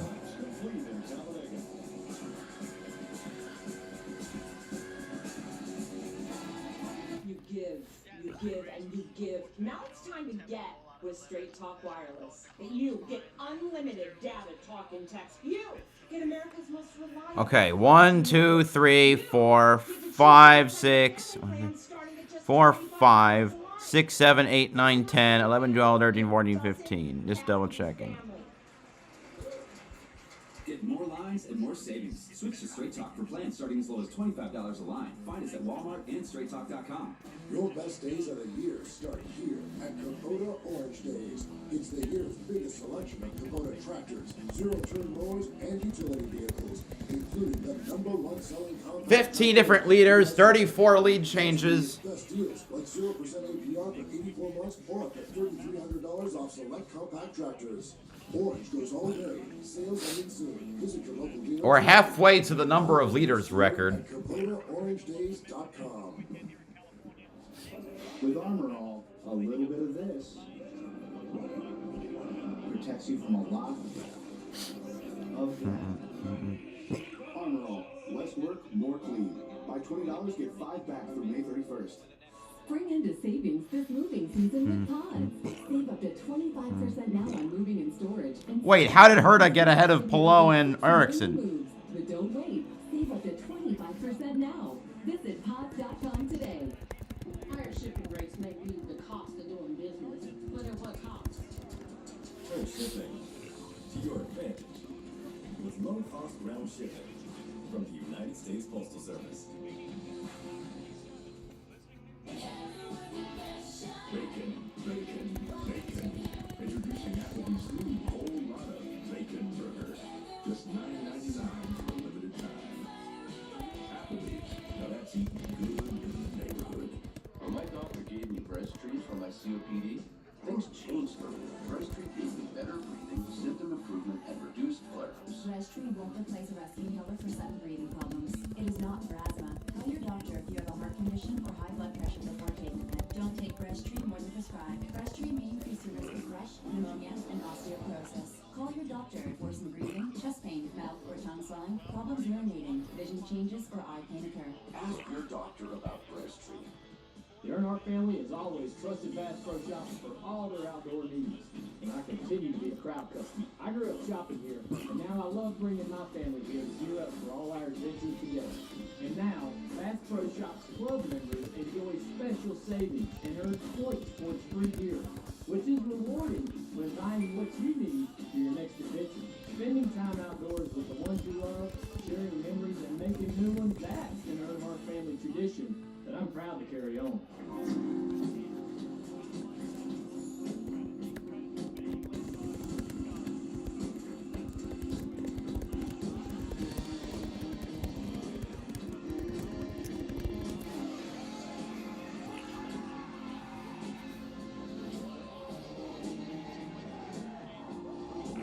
Unbelievable.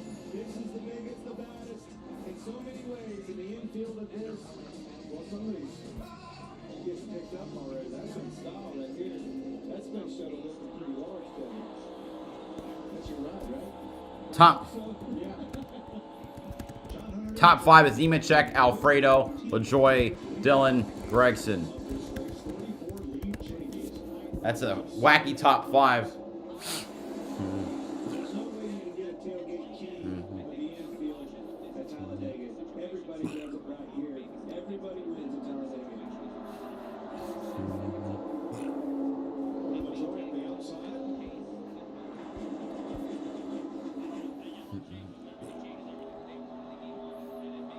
What you see here in this top 5 is exactly why it's anybody's game. Going back to how we left this show, Mike, it's anybody's game.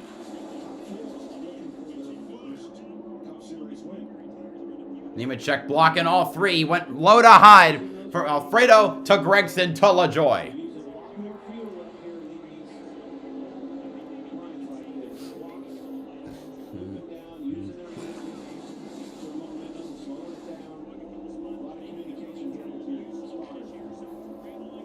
Lap times are really slow right now. That's as Send him a fuel saving. Ooh, Elliott going down to the middle lane. 4 seconds slower? Oh my God.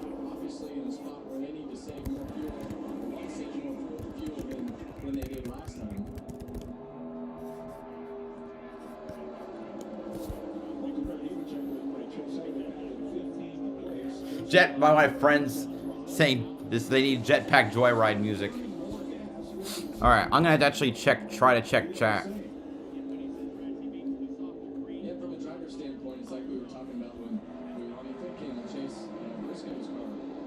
Hi Tanner, biggest fastest truck in Super Speedway. Who's going to win? I don't know. This race has been crazy, and just in terms of competitiveness.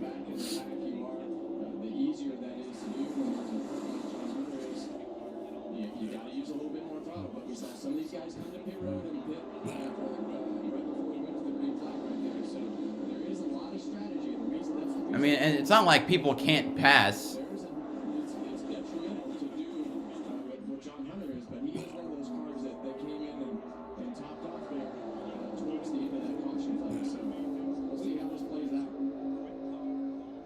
Like, lines continue to morph.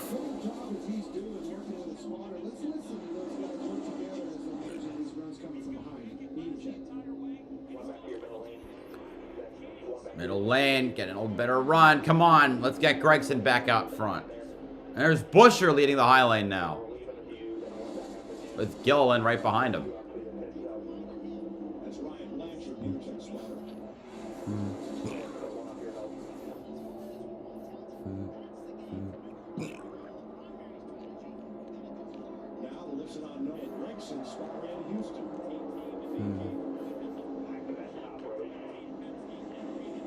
Gregson led that lap, I think. Yeah, he did. That's lead change number 35.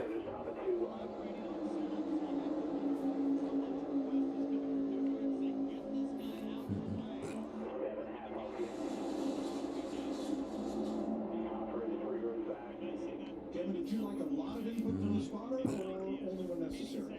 Well, you really don't have a choice here because there's so much going on that the spotter is going to talk to you constantly, and you hear that information whether you want to hear it or not hear it. On a normal racetrack, in a mile and a half or a short track, I wanted you to talk to me as little as All right, halfway through Long Beach, Scott Dixon leads Will Power by over 7 seconds.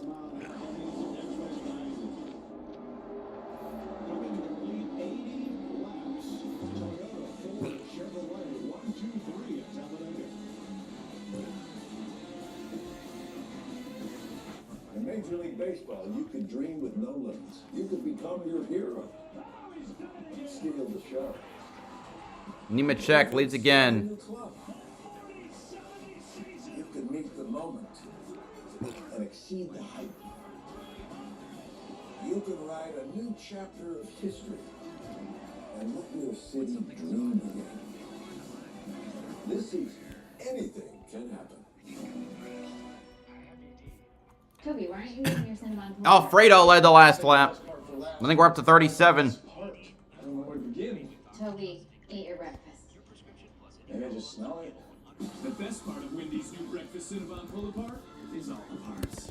Men tell us when they use Just for Men to eliminate gray, there's a great before and after. Then there's the after the after. That boost you get when you look and feel your best. And that's why more men choose Just for Men. At Ace, your backyard is right in our backyard. So when you need to feed your grass, remove the weeds, or wrangle those leaves, go to the best place that delivers on top brands like Ego, Toro, Steel, and Scott's. No warehouse store can match the convenience of your neighborhood Ace. So stop on by or order online. We'll have it ready for pickup in 15 minutes. Or we'll deliver it the same day. Around the block, what you need in stock. With service so good it's guaranteed. Ace is the place of the helpful hardware, folks. Like off the Gator breast trees for my COPD, things changed for me. Breast tree gives me better breathing, symptom improvement, and reduced flare-ups. Breastfeed won't replace a rescue inhaler for sudden breathing problems. It is not for asthma. Tell your doctor if you have a heart condition or high blood pressure before taking it. Don't take Breasttreat more than prescribed. Breasttreat may increase the risk of thrush, pneumonia, and osteoporosis. Call your doctor if worsened breathing, chest pain, mouth or tongue swelling, problems urinating, vision changes, or eye pain occur. Ask your doctor about breast treat. That's my team out there. If our network goes down, lives are at stake. Our comms have to work. For the mission won't. That's why we partner with Verizon Frontline, the network that truly prioritizes first responders. So we don't worry about getting through. And they're the most reliable 5G network in America. Out here, reliability is everything. Extreme or routine, Verizon Frontline delivers. The #1 network choice in public safety. Learn more. It's your mission. It's your Verizon. This is the one who helps everyone stay safe. An unsung hero in a building full of everyday heroes.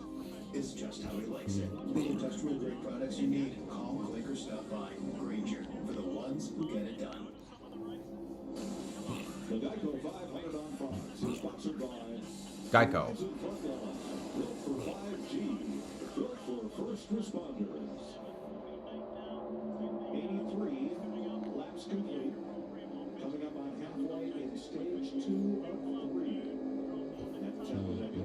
Now, Anthony Alfredo was in the top 5 since the start. Stage number 2. He's now dropped back to 7th. And like you see, leading the inside line right there. And I love something that I saw happen with this team. Everybody on varying strategies right now. The car owners actually told the crew chief, we don't care what you have to do, just get the car out front. We want to see that car out front doing a good job. And Anthony, of course, a very good driver, finished 3rd in yesterday's Xfinity race and does a lot of the sim work for Hendrick Motorsports. So although he doesn't do a lot of cup races, he has spent a lot of time in a cup car in the simulator. Well, I love that strategy because Beard Motorsports is a tiny team out of Michigan. They have one full-time employee working on that 62. They run Daytona, Talladega, just a handful of races each year, and they've had a chance to lead this one. 2 laps led. And that's why NASCAR leaves those 4 spots for open competitors to come in to race. And Talladega, Daytona really allows you to prepare for the same types of racetracks and work on your car over and over. So it's good to see them up front. 33 degrees of banking. You see it well as the cars round out of turn number 4. Steepest of any of Getting separated a little bit. and the largest oval on which these cars run. Chris Buescher trying to get something going in the outside, and he's got Ford Bottom Todd Gilliland behind with the 38th.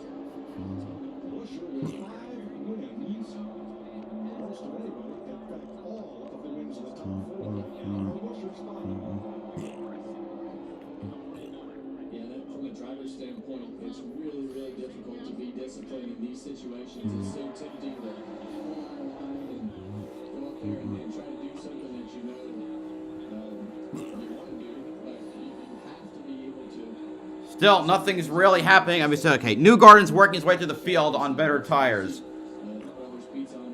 Because it's a strategy split. So one group has stayed out, the other group opted to pit. It's going to be, is it 1 pit stop to get to the end, or is it 2? Newgarden passes Marcus Armstrong for P6. The second place driver in this strategy is Colton Herta, followed by Alex Palou and then Marcus Ericsson.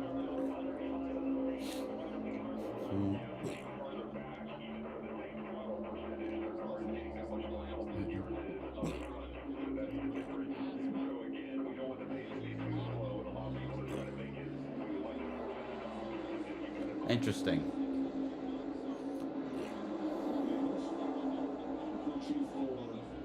Larson, who had a drive-through penalty at lap 1 after taking the race's green flag, he had to come down pit road and pit road speed while the rest of the field raced around. He got lapped, got his lap back at the stage. And somebody else lead besides Nemechek, please.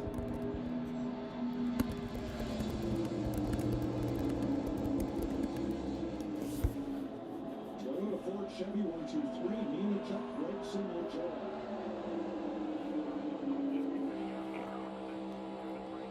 That was an interesting comment by Newgarden's used a lot more push to pass than his rivals, although to be fair also, yeah, the guys up front have to save, whereas Newgarden doesn't have to, not nearly as much. Well, no, that's Lundgaard going in for a pit stop. I think it's the same strategy as Kirkwood, who's on the one more stop strat.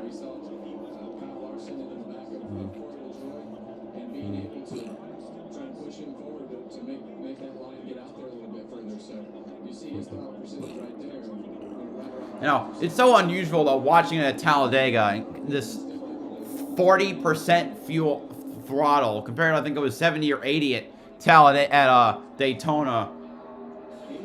If they actually make the whole stage without pitting, that'd be pretty crazy. So Nemechek, it's not good to be out there as that far for that long because you will burn so much more fuel because you are forced to run at a higher throttle. It's tough to breathe. Ray Hall into pit. This is as good as it gets. But Trilogy has shown me that there's still beauty and breath to be had. Because with 3 medicines in one... The last lap, the field was 6 seconds slower than the fastest lap. And with 1 dose a day, Trilogy improves lung function, so I can breathe more freely all day and night. Trilogy won't replace a rescue inhaler for sudden breathing problems. Tell your doctor if you have a heart condition or high blood pressure before taking it. Do not take Trilogy more than prescribed. Trilogy may increase your risk of thrush, pneumonia, and osteoporosis. Call your doctor if worsened breathing, chest pain, mouth or tongue swelling, problems urinating, vision changes, or eye pain occur. Ask your doctor about once daily Trilogy for COPD, because breathing should be beautiful. Dixon on pit road for his final stop. And get 0% APR for 84 months or up to $3,300 off select compact tractors. Find your nearest dealer at KubotaOrangeDays.com. The Cantina Chicken Crispy Taco isn't just a late night taco. It's a seasoned and slow roasted chicken taco that pairs nicely with the new avocado verde salsa at any time. Introducing the new Cantina Chicken Crispy Taco, only at Taco Bell. This season, Toyota Racing is looking for jaw droppers. Like, Iron stomachs that can stand the pressure. I gotta wonder what. And quick drop bombs that leave their own smoke trail. So Nemechek was running 30% throttle. This season, we want you. Join us at Toyota Racing. Briscoe starting it off, pitting on his own. That's what.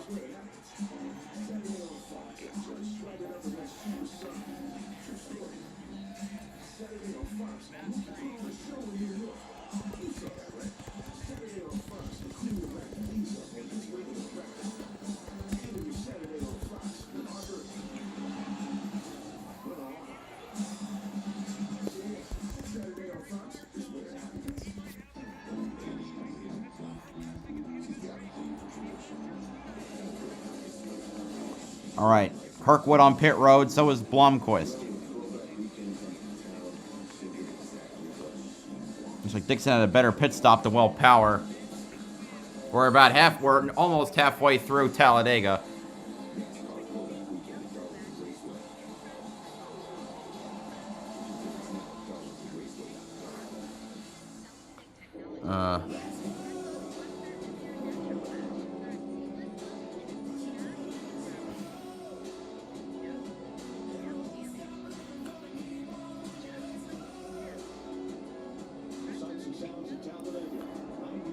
No, Martin Truex definitely isn't happy. You know.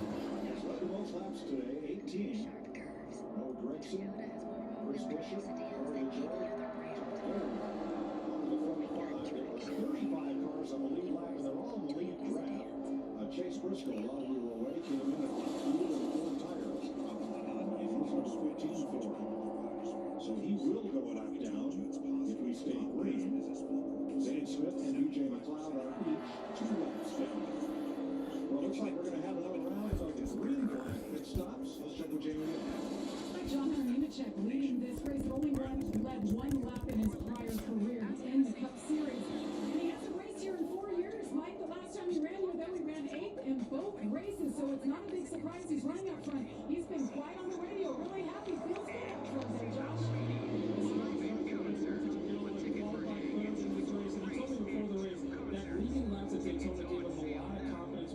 Super speedway style of racing. He feels good about his car today. Tight early on in the race, but much better as of late. Well, Josh, as we near these green flag potential pit stops, which we would anticipate to be gas-only stops, keep an eye on where the cars stop as they get to the pit. McLeod said it looks so slow in the corners, it's unreal. Too long, that cost them a little bit of Oh, finally, we have someone working the potential. Either he's going to pit or we have a lead change. Hamlin in front of, well, trying to side by side with Nemechek. There's, how did Cody Ware get to third?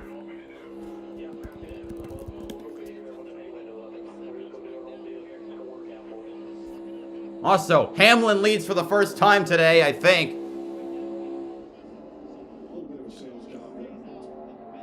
It's interesting since Chase Briscoe pitted, and all of a sudden the pace picked up because the first lap was almost a second faster than the field. Now they've decided to go. Well, I think they've all realized too, going back to Cliff Daniels' point all over again. This takes me clear back to Daytona 500. He's the one that realized, hey guys, these guys are going too slow. We need to speed this thing up. Just like he told his driver again here today. Speed this thing up and make those guys pick this good. So who's going to be able to capitalize on his track position game? Think about Keselowski coming back and topping off. Guys like him, the 37, the 11, Denny Hamlin, we saw him on pit road. Those guys are going to be able to go on pit road, spend less time taking fuel, and essentially gain a lot of track position for this stage. They've also been very disciplined as to where they're running the track position, but we have definitely seen the pace pick up now. So everybody's trying to put themselves in a position to make their green flag stops, and everybody realizes now that they're not going to run that pace the whole stage. So I don't think they can make it. But that's exactly how they capitalize on that green flag. What the heck? The least amount of time on pit road. Fuel and the consumption. Okay, now we're running faster. 7 of the cars currently in the top 10 came in and topped off at lap 65. All right, now the speed's kicking up. Hamlin, LaJoy, Cody Ware, Kyle Larson, Martin Truex, Todd Dillon came in top 5. At the line. Gregson. 3 by 3 at Talladega.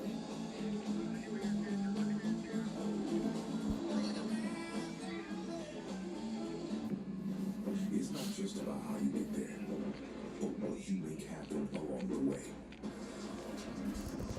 Introducing the 2024 F-150.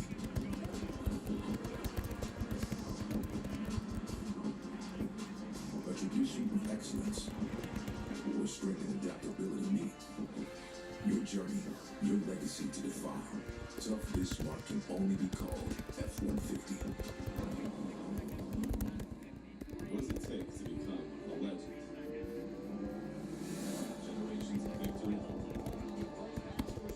motor oil advance. Does it take irrational confidence, a little bit of last lap magic? What about the fandom that runs in the family? Nemechek has fallen back and Buescher has taken the lead. Maybe it's simply known. New legacies are built one lap at a time. It's Kubota Orange Days. Shop the year's biggest selection of Kubota equipment. And get 0% APR for 84 months or up to $3,300 off select compact tractors. Find your nearest dealer at Kubota. Yeah, we're back at full speed. At the Cracker Barrel, freshly made food at a fair price is just what we do. In fact, we've got over 20 meals under $12. We're at Each served with a helping of care. Eat, shop. SVG to the lead.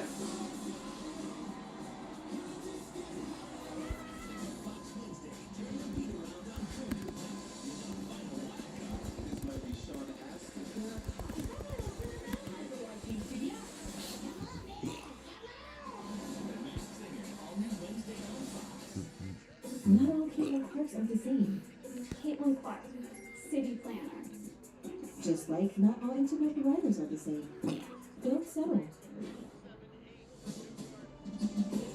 Get real deal speed, reliability, and power with Xfinity. It's from here? Dick's a new garden on pit road. Get the real deal with Xfinity Internet today and get fast speeds and a reliable connection to all your devices in the home, even when everyone is online. Bring into savings this moving season with Pods. Oh boy. Up to 25% now on moving and storage, and see why Pods has been trusted with over 6 million moves. But don't wait. Save up to 25% now. Visit pods.com today. This is the make or break moment. The chance to carve your name in the ice. This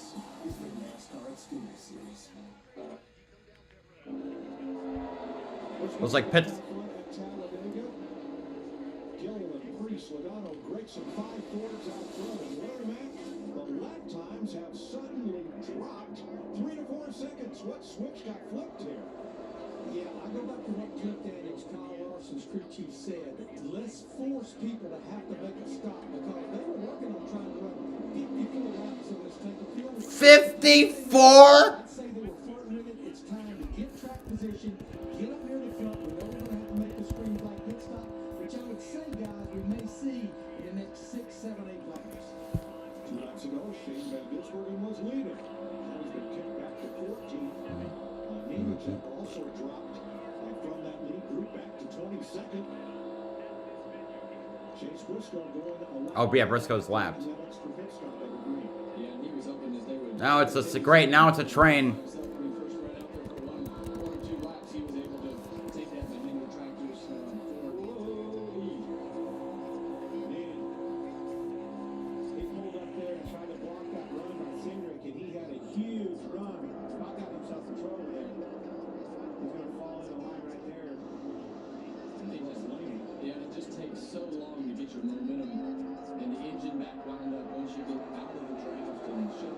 Dixon.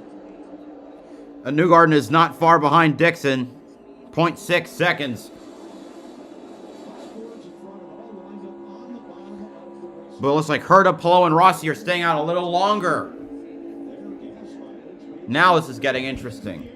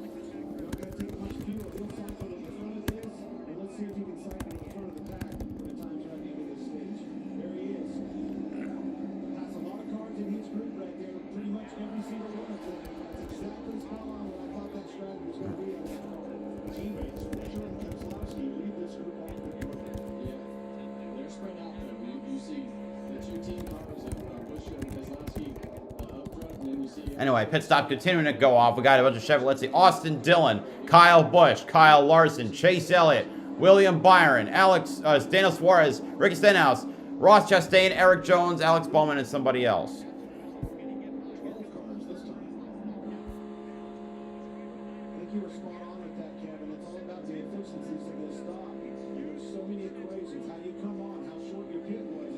Herta and Palou pit.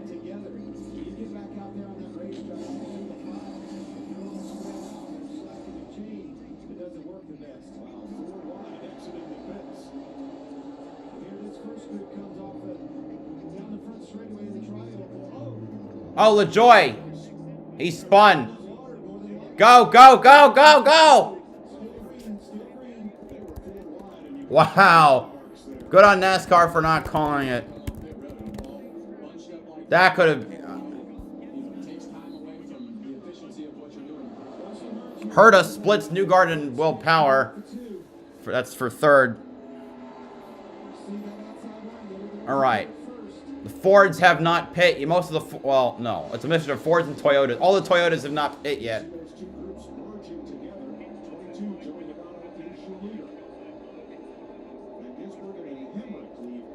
I don't think Logano has led yet.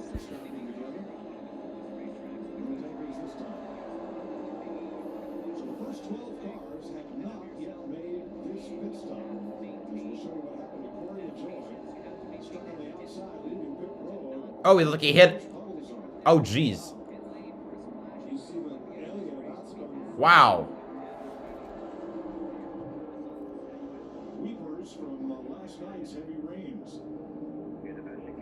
Toyota is still fuel saving. SVG and the car that I think it was Hemrick we pit with, gonna blend in behind with the Fords, it looks like. 5 seconds between Dixon and Newgarden. Oh, 3 wide. And that's in the pack that has already pit. They can actually race.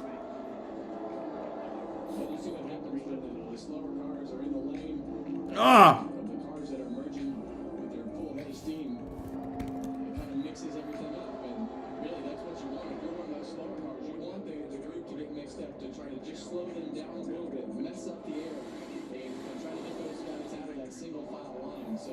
Shane's probably going to be able to blend back in okay.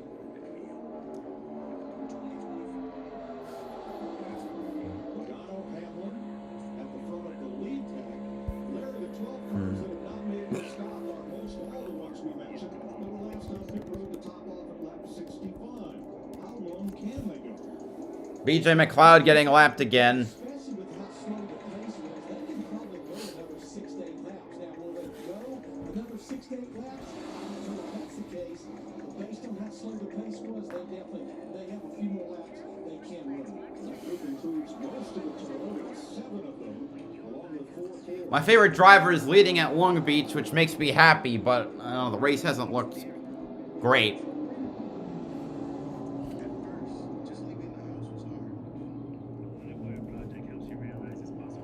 And that group is about 30 seconds ahead of the merged group that's just now entering turn 3.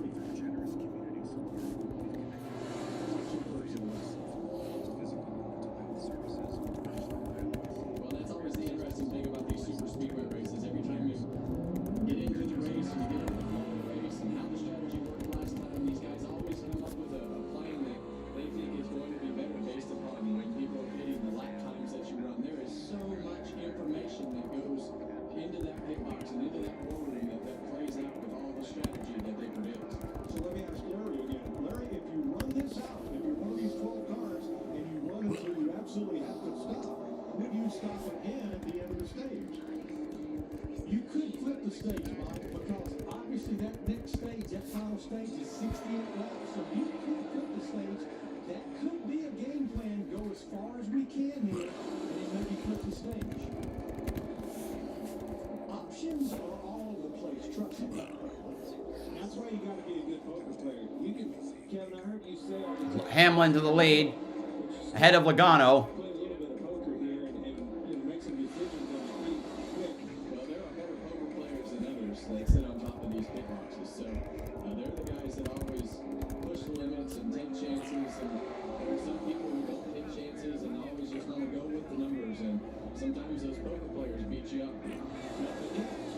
From the Hamlin-Logano group all the way back to the Byron group remains constant at about 32.5 seconds. There's the Byron group. And here are the leaders.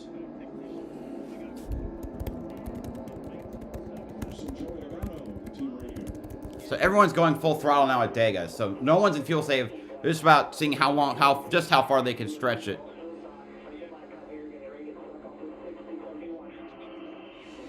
And Zane Smith gets lapped again.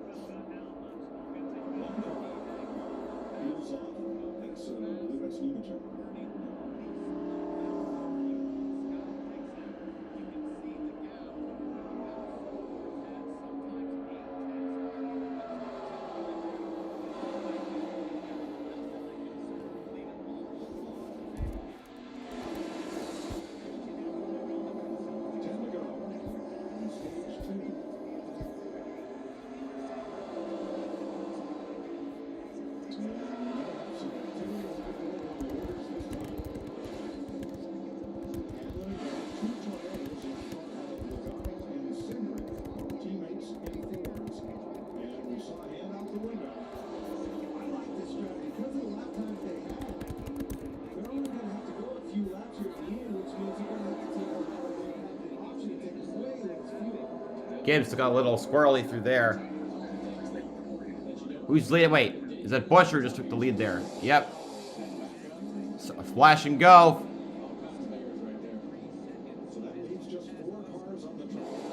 Logano, Cindric, Blaney, and Berry. Logano, Cindric, Blaney, and Berry. All the Toyotas came in the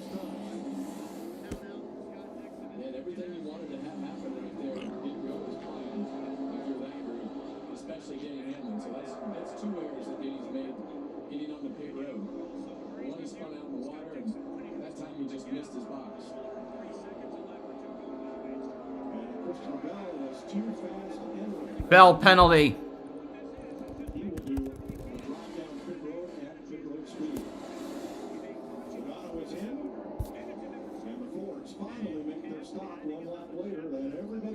All right, so the Toyotas that pit came out in front of the Fords, and the final cars, Cindric, Blaney, Barry, and Logano pitting. This is where strategies converge.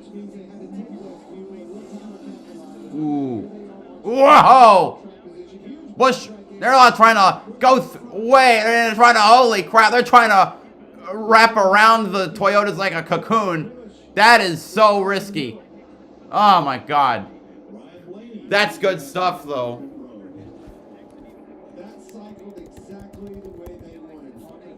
The Ford. Oh, penalty for Blaney.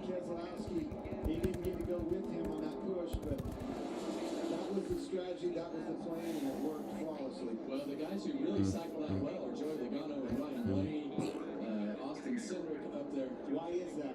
Because they had only a few 1.5 second gap between Dixon and Newgarden with 17 to go. Ryan Blaney's he's gonna have to come to pit road right here, so that's just gonna leave Logano and Cindric up there, and these guys are gonna drive right by him. And you see it from the Ford Performance Camp. Lane. Back to pit road. With the drive shame. Yeah. And you're gonna see Austin. Here come the Fords. Are gonna, at least the main. Holy crap! What is the move here? Are you kidding me? Oh my God! Buescher takes the lead with Priest right behind him. That was an incredibly risky move to get around Logano. Austin Cindric is down there, 5th place. It's a big risk pulling up in front of him like that, but that's the strategy. Chris Buescher, what a move to retake the lead. Ryan Priest goes with him. This is picking up at Talladega. Oh my God! I love this.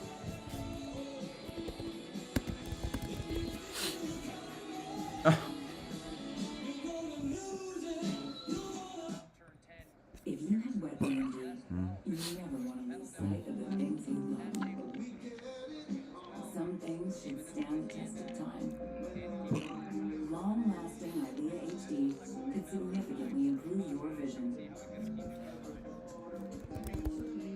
and can help you go up to 4 months between treatments.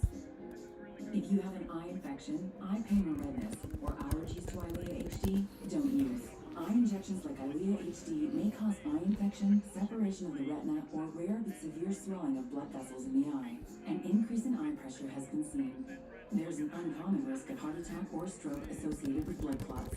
The most common side effects were blurred vision, cataract, corneal injury, and eye floaters. And there's still so much to see.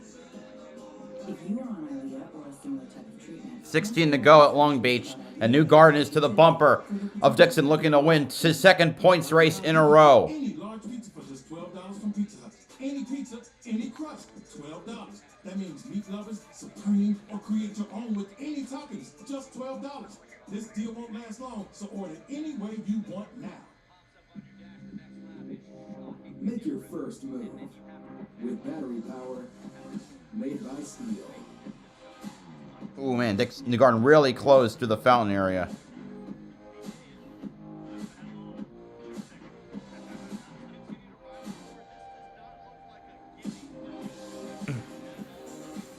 Right now, save $50 on select AK System battery tool sets.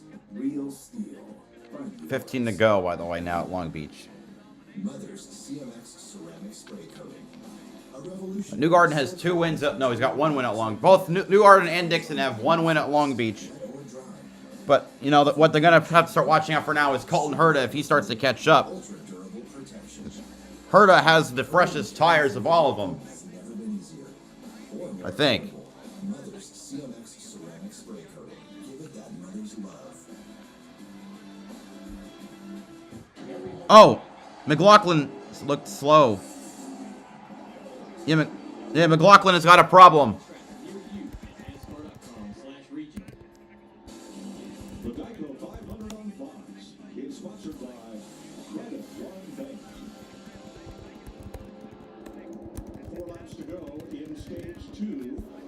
Joey Logano. So I don't know what's wrong with McLaughlin because I'm trying to pay attention to to NASCAR.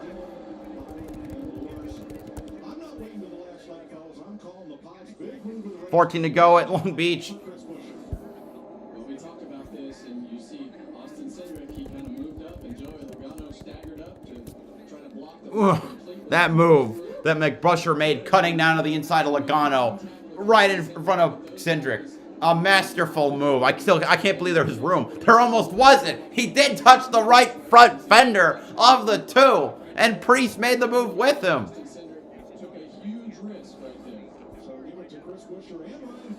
Logano takes the lead back.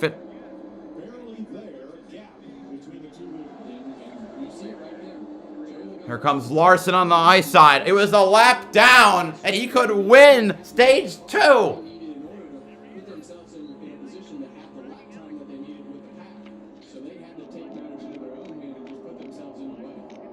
13 to go. Come on, Dixon. Oh! That was contact there as we have 2 to go at stage 2. Cars, a couple cars moving to the high side to try and make some moves and try to start a third lane. It's going to come down to an L. Logano or Larson. Toward the tri-oval they head. Cindric gives his compadre a push. Here we go now. Logano clearing both lanes. It's going to be the last lap of stage 2.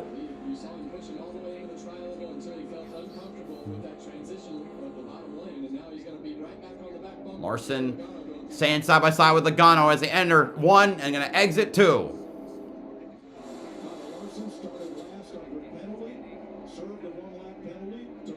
Here we go. Reddick to Larson. Cindric to Logano.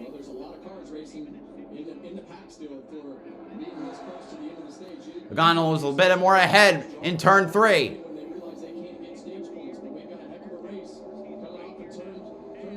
Here they come now to the tri-oval. It's just that and then the checkered, and then the start-finish line. Logano surges back ahead.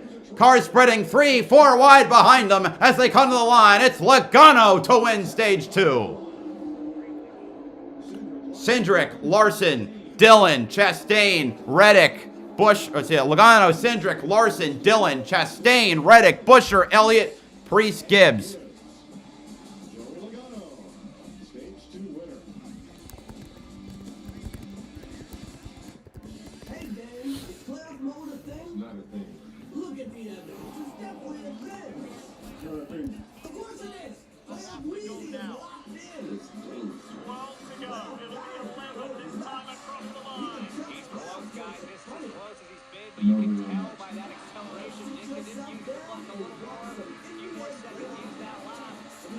Two of the best in IndyCar. Put on display. Oh, looks a little wide there. That might have hurt his entry, and that definitely allowed Newgarden to close through the fountain. 76 seconds left for Dixon, 15 for Newgarden. And you can see Herta and Polo in the background. This ain't over. That's it's 3 different teams with 4 different drivers absolutely brawling it here at Long Beach. Finally. Oh!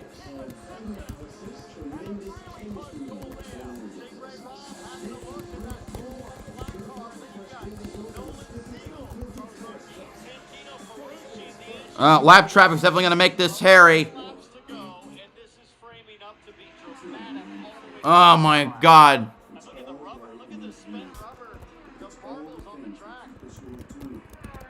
Oh man, they're looking on a wreck. Right, it's 4 cars in a row. I think it's Stingray Robb, Kiffin Simpson, Nolan Siegel and Santino Ferrucci. And then right behind them are the leaders.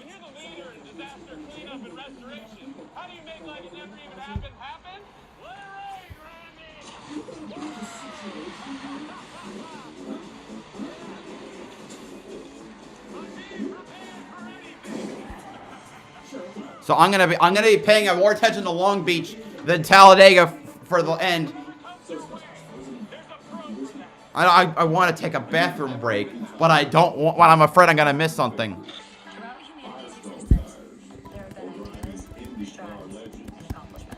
Simple changes that redefine everything. For example, last moment you ever think of soda as being a dirty word.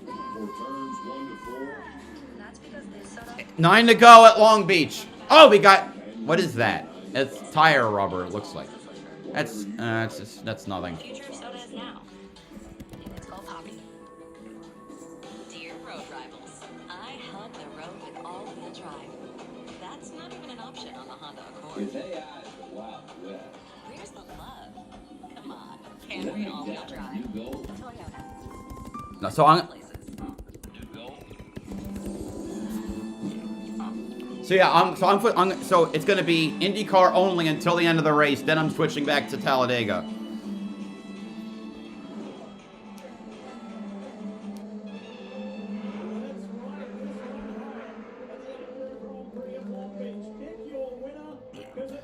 Herta within a second. Newgarden trying desperately, not able to get there though. Oh my God. Oh God, here we go. The traffic jam has started. Ferrucci, Siegel, Simpson. Newgarden stalled. Herta to P2. And Palou to P3. Oh man, a mistake. And Dixon's managed to make out because Newgarden stalled, he stalled the cars behind him, and that's let Dixon jump away with a massive lead relative to what he had before. Oh my God. 8 to go.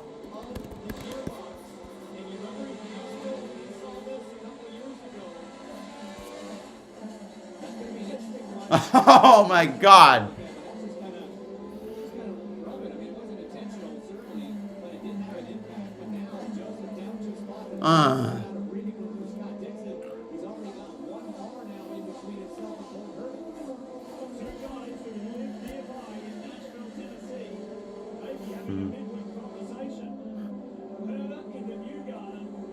It's a 1.5 second gap right now, but there's a lap car in between.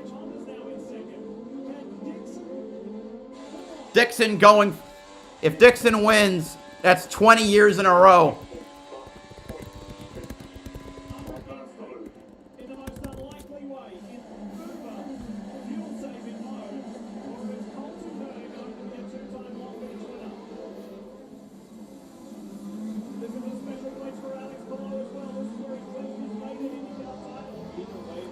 My God, 7 to go, and the 43-year-old from Auckland, New Zealand, trying to show this why he is the best driver on the field, in the field.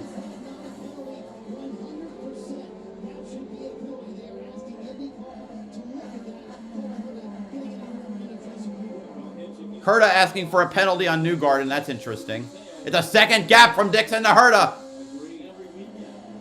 They got past Ferrucci. And fifthly, there's Ericsson. Where'd he come from?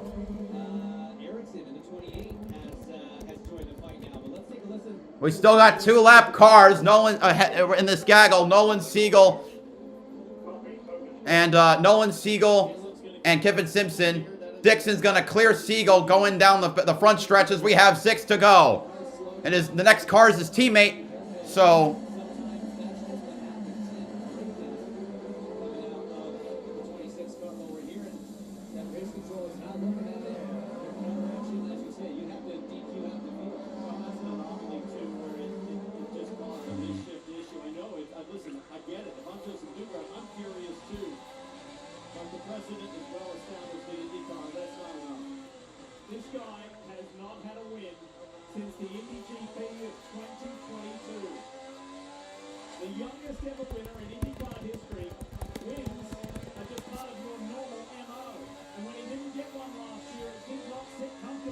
Herta's gonna try and clear. He clears Siegel. Ericsson trying to make a move on Newgarden. It failed.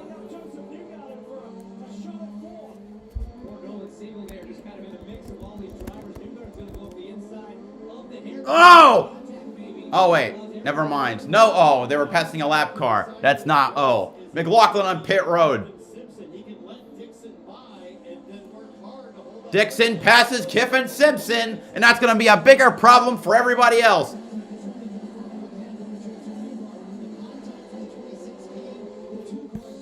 5 to go. Oh, new asked for penalty on Herta. I thought it was the other way around.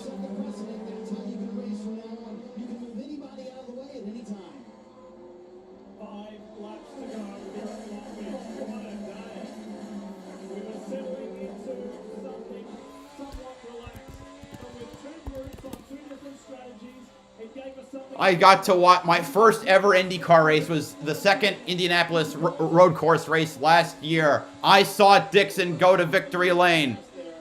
I'm gonna really quick check on Talladega, and then I'm gonna head back because commercial. Good.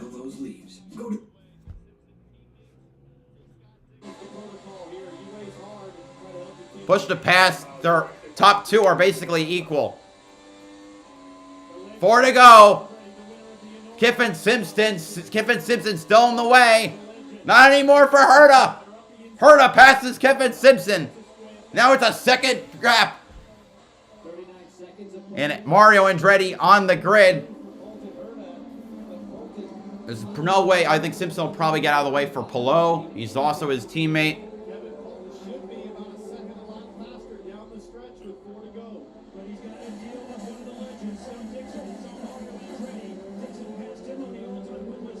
Several drivers are out of push to pass. Dale Porcher, Alexander Rossi, Marcus Ericsson's out. Justin Newgarden has only 2 seconds left. So his day is basically done. Palou gets around, as expected, Palou gets around Kiffin Simpson.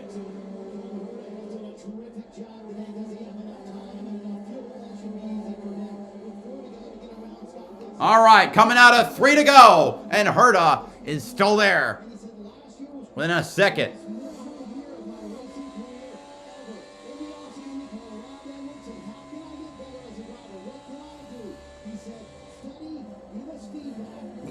The Herta used a lot more push to pass. He used 16 seconds compared to the 5 that Dixon used. That's crazy.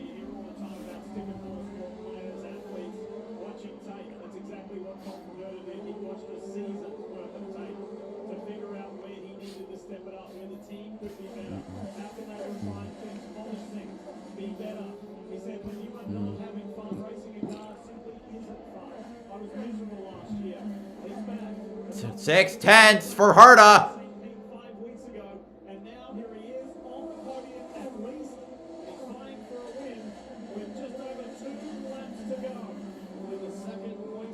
Oh man, this might beat the record for closest at Long Beach. That was 3 tenths or so. Here they come now to 2 to go.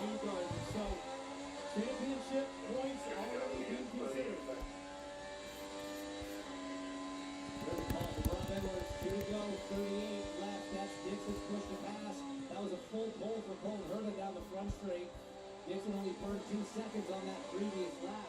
Herta now down to 17, 36 for Dixon. 3 tenths. Well, close to it. But can he finish it? Dixon, man, running the Uber fuel save strat. Power couldn't make it work as well. Dixon, the king of fuel saving, will take that strategy and put it to perfection. Leading the charge for one of the 2 top teams. Behind him is Herta after a miserable 2023, trying to get back to victory lane for his team. You know, even if he doesn't win, it's still a strong start, especially considering, well, you know, it wasn't, you know, top 4, was it, at Thermal? Obviously not a points race, but still encouraging. Here they come now off the final turn. White flag is out. Last lap at Long Beach. It's is for all the marbles. 3 seconds left to push to pass for Colton Herta. 22 for Dixon. Here the fountain area.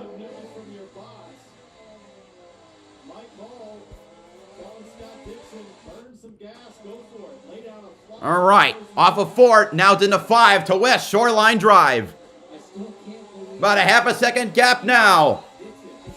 We're green back at Talladega, but screw that. We're watching the end of this through 6 and 7.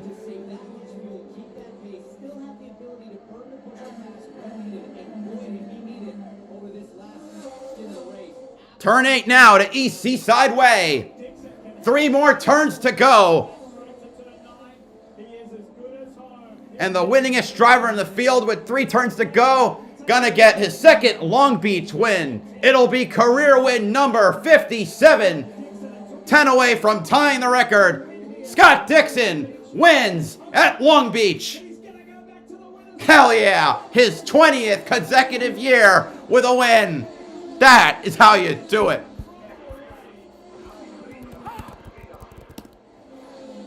Oh, man, that feels good. Okay, back to Fox and Talladega.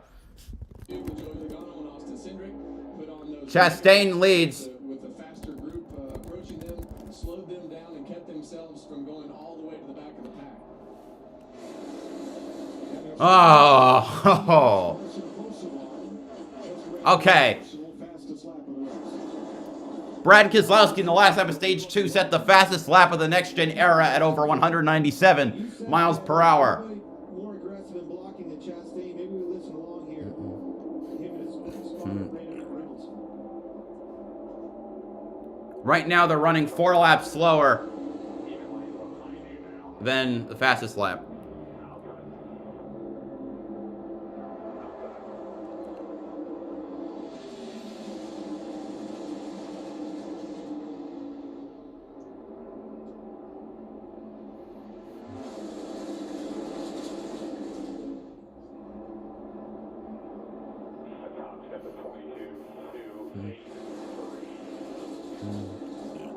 See, that's good intel right there. I love what I heard out of Brandon telling him, all right, where's this energy coming from? Who has a better line? You can't see in the rearview mirror past the car behind you, so who's he have for help? First time we've seen the 2 Childress cars working together today. The 8 of Kyle Busch and 3 of Austin Dillon.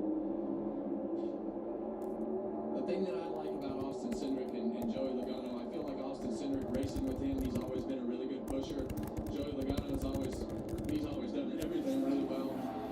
You have a trust factor, right? Has to be there. And you have to work well together. That's how you earn the trust.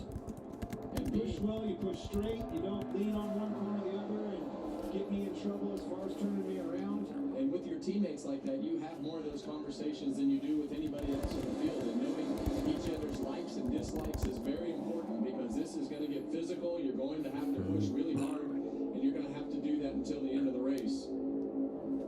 36 cars on the lead lap and all within 2.5 seconds of one another. From first to 20th, 1 second.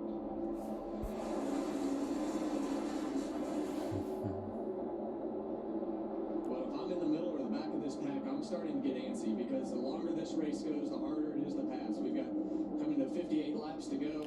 Logano's going to lead this lap. The 55th lead change. Sometimes you don't really have that option until things start to get mixed up. But any opportunity that I have, I want to take the aggression level up a notch and put myself in a position to start gaining spots.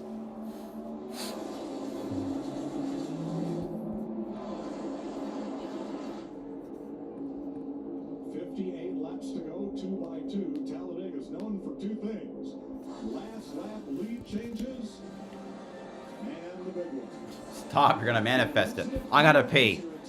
Now there's actually a commercial and I don't have to miss Long Beach.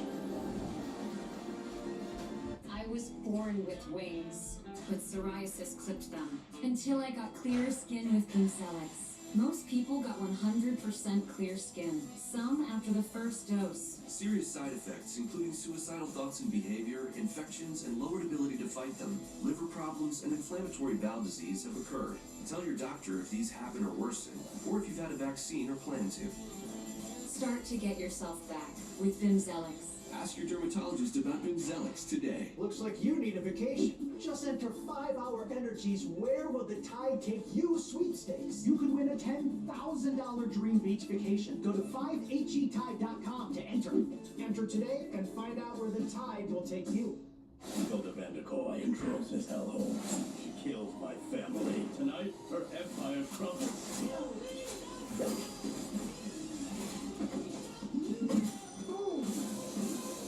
Boy-filled world, rated R. Do you know if you have milk right now? Oh, shit. Condition. Caution. Are you afraid to look? Who knows? Who cares? Because now you live a life where fresh milk is always on hand. Your door to crisis-free breakfasts. DoorDash.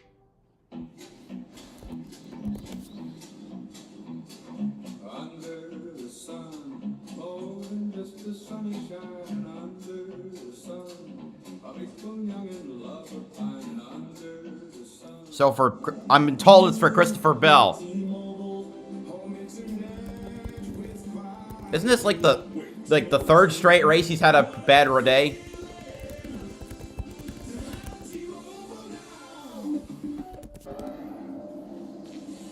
Damn! It wasn't the big one, but it was big for Christopher Bell. As we are under caution for cause for the first time today. Well, it's not going to be the last time today as you see Justin Haley with a bunch of flat tires. Let's see what happened here, Flynn. You see those guys right back here. It's Haley. It starts getting bottled up. Now watch. Ooh. Oh, yeah, they all bottled up big time. Elliott gets in the back of Haley. Oh! Oh, that's Bell. Ho-ho! Good dodge by Elliott. Ho-ho! So close. Yeah, it actually started with Alex Bowman up there. He checked up really hard. See a lot of cars. Chase Briscoe spin himself out. Luckily, he spins himself out and is headed down towards the grass before those cars came down the racetrack. So I didn't even realize Briscoe was in it. Situation right there. Do you see Alex Bowman backed up right there? It just accordions the back until they finally bottle up. That was so close with Elliott and Bell right there. You look at Briscoe clipping. Look at Ryan Blaney right in the middle of that. Gets rear-ended by Zane Smith. Underneath. On the outside, he had him everywhere. Watch his accordion all the way up through him. Oh yeah, you see the 38 car of Todd Gilliland actually pull up that red car right there with the generator logo on the front. How did Elliott miss that? Gosh. Wow. Couldn't put the Sunday paper in. Do they still have a Sunday paper in it? That 20 looked like it wanted to fly off. A lot of damage on Haley's car, I don't think. Obviously, Bell got the blunt of most of it. A lot of damage in front of him. He's done.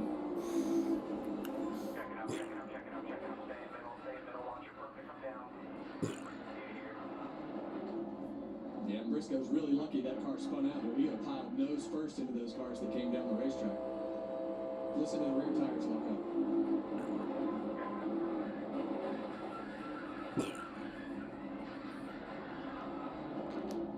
Look at that, Clint. You see how aware he is. He had that thing downshifted into first gear, into neutral, whatever he shifted into right there, and then the back one to put it in first. Trying Blaney's narrow escape. Wow. He got tagged from behind by Zane Smith. Yeah, and you saw the right front fender on the 51 pop up when he hit the apron. Oh. So at the moment of caution, Chastain. at the last scoring loop that they crossed when the caution came out, he was ahead of Noah Gragson by just that much.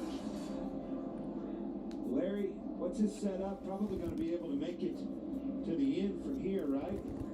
I would say pit road will be very busy for fuel only.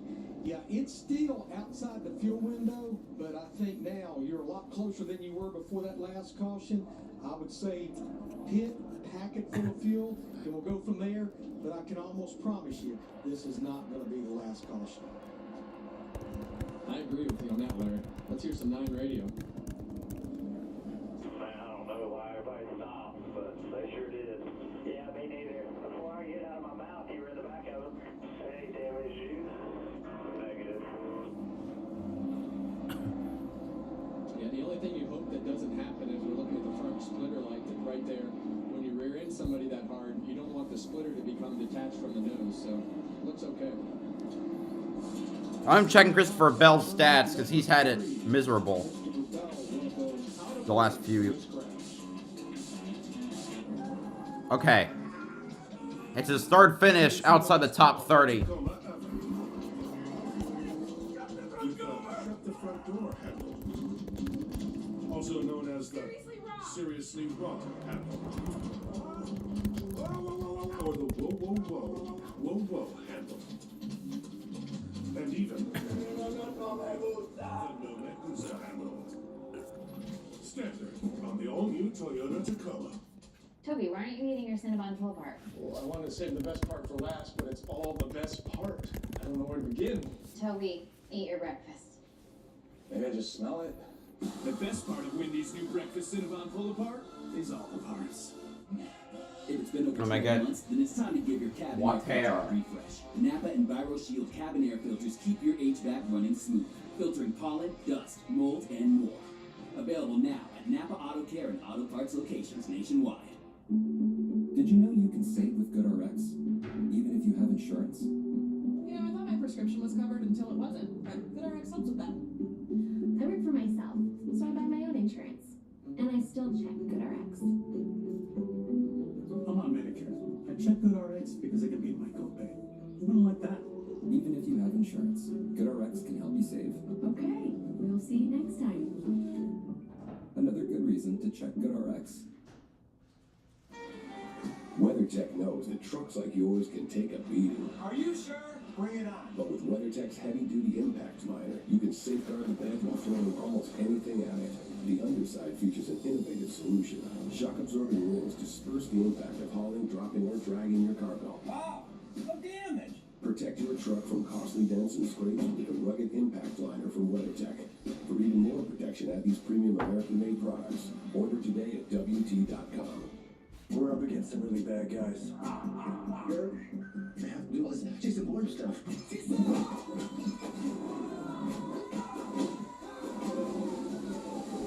That's pretty cool, actually. So cool. One last time. Going down in a blaze of glory. You know, like Thelma and Louise. They die at the end. Exactly. Oh, amazing. Watch this. PG-13. Christopher Bell is out of the race. Justin Haley was pushed back to pit road with flat front tires, but he's in his pit getting service. And here come all the lead lap cars.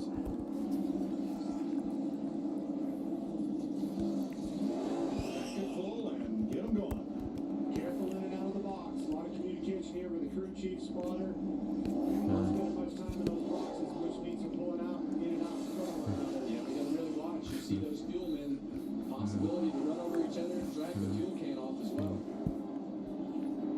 Austin Dillon, one of those guys muted exiting his pit as other cars further back in line were pulling into theirs. So Legato picks up 3 spots, leaving pit road ahead of Barry, Gregson, and Cindric. The first 9 cars did not stop. They'll likely be in next time around. Good day, sir. Oh, wait. You like Dr. Pepper Zero Sugar? Yes. Okay. Okay.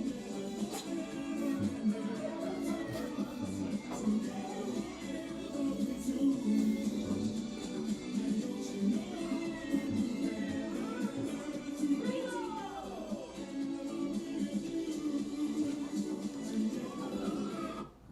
God.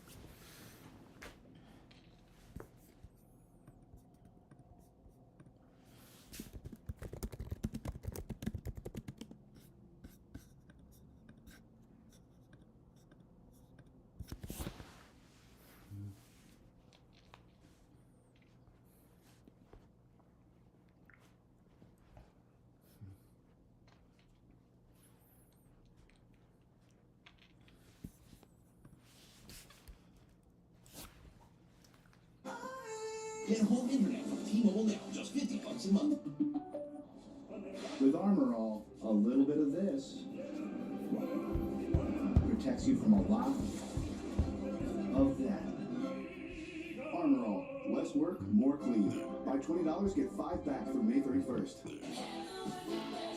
Bacon, bacon, bacon. Introducing Applebee's new whole lot of bacon burger. Just $9.99 for a limited time. Applebee's. Now that's eating good in the neighborhood. Liberty Mutual customized my car insurance and I saved hundreds. That's great. I know, I've been telling everyone. Liberty. Liberty. How many people did you tell? Only paid for what you need. Liberty, liberty, liberty. Liberty.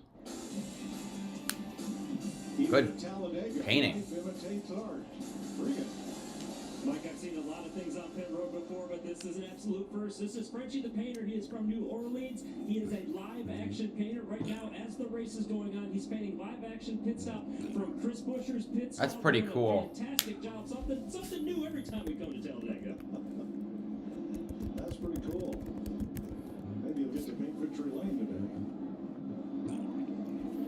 51 laps to go. Now let's talk about the 8 drivers who have not pitted under this caution. Anthony Alfredo, all the way back to Brad Keselowski. What's the thinking there?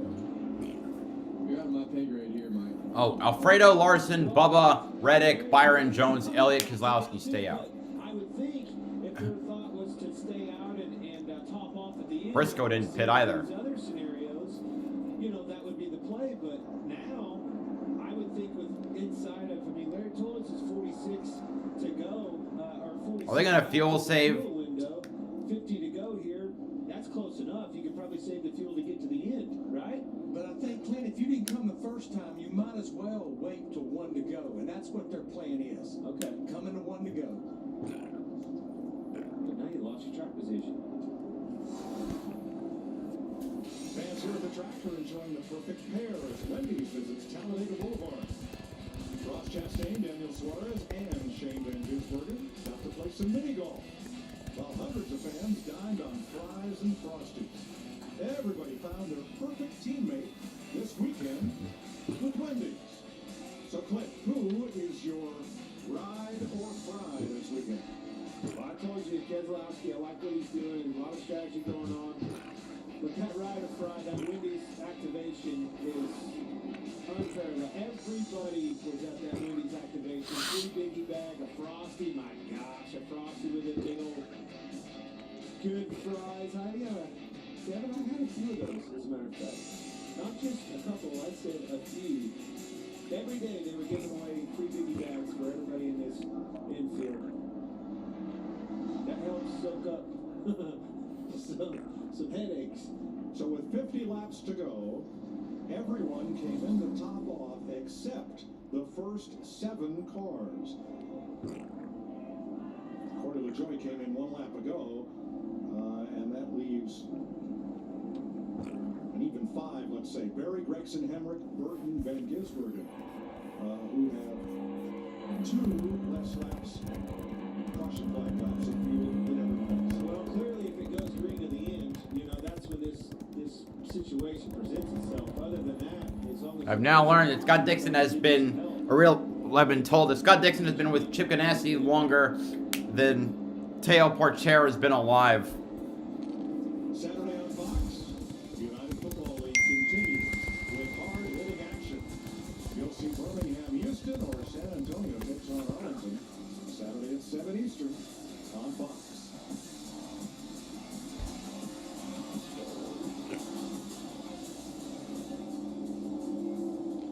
Kyle Busch lined up 11th for this restart. We listened into their radio.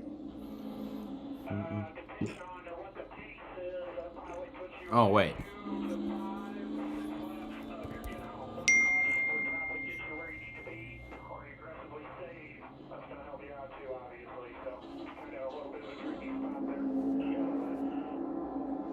So once again, we have the cars in the front that did Here we go.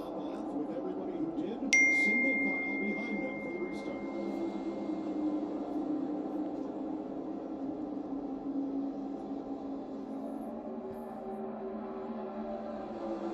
Those 2 teammates matching paint schemes. Don't get those confused. That's tough on a spotter.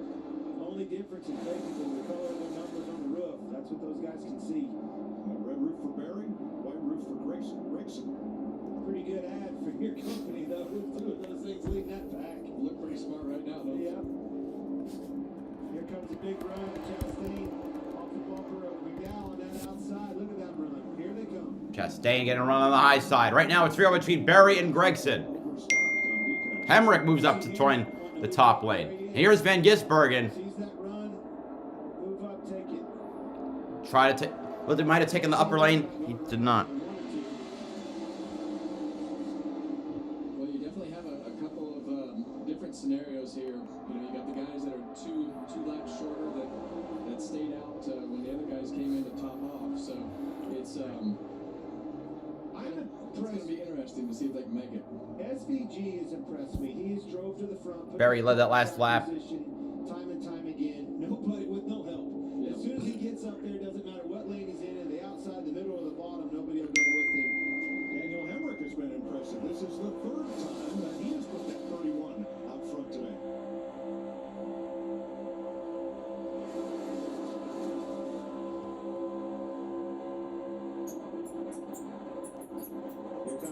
Ah, get the camera out of the way.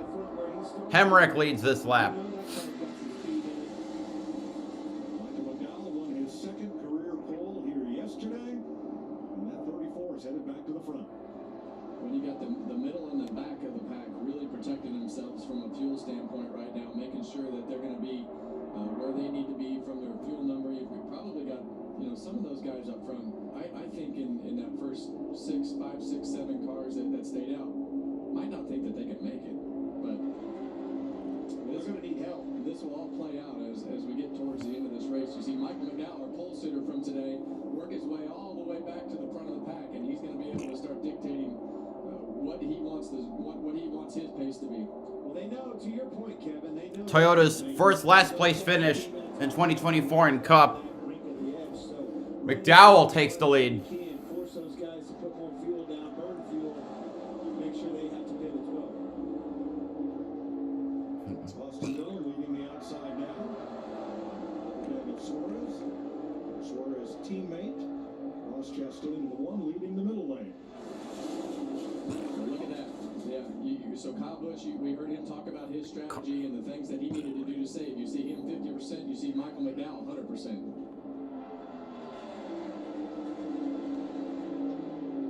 Burton, fourth car inside up there with the leader. Yeah, quick counting. Okay. 1, 2, 3, 4, 5, 6, 7, 8, 9, 10, 11, 12, 13, 14. By being up in front of the pack, we've seen that 21 Wood Brothers Ford Mustang and Harrison Burton up in front of the pack a lot today. And here they are with 46 laps to go, still looking for that 100th win. Speaking of round numbers, we just hit 300 lead changes so far for this season. This is only the third time in NASCAR history where we've had 300 lead changes in the first 10 races. Well, we've had some very unique races this year. I would put this one into that category with the way that all the different strategies and scenarios have played out. And we still have, you know, a couple of scenarios that have to play out towards the end of this race, but I would say at some point here, the caution is going to play into the scenario as well. In a big way. They're also running at. They're not running. They're running 3 seconds slower. Going to be used on the front of these cars. Bigger that caution's going to be. Bowman on the high side. Drivers now trying to position themselves, trying to get to the front, trying to be right up there with that front pack. That's 12 cars under a blanket right there. Well, that's what's impressive about McDowell.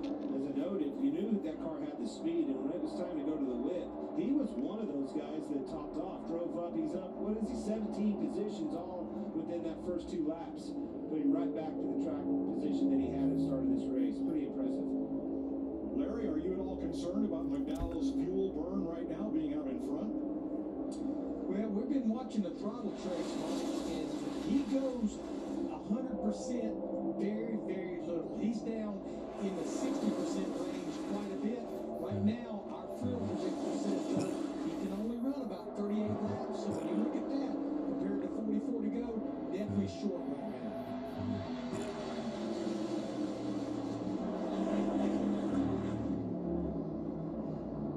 There are Richard Petty laps to go. Richard Petty laps to go.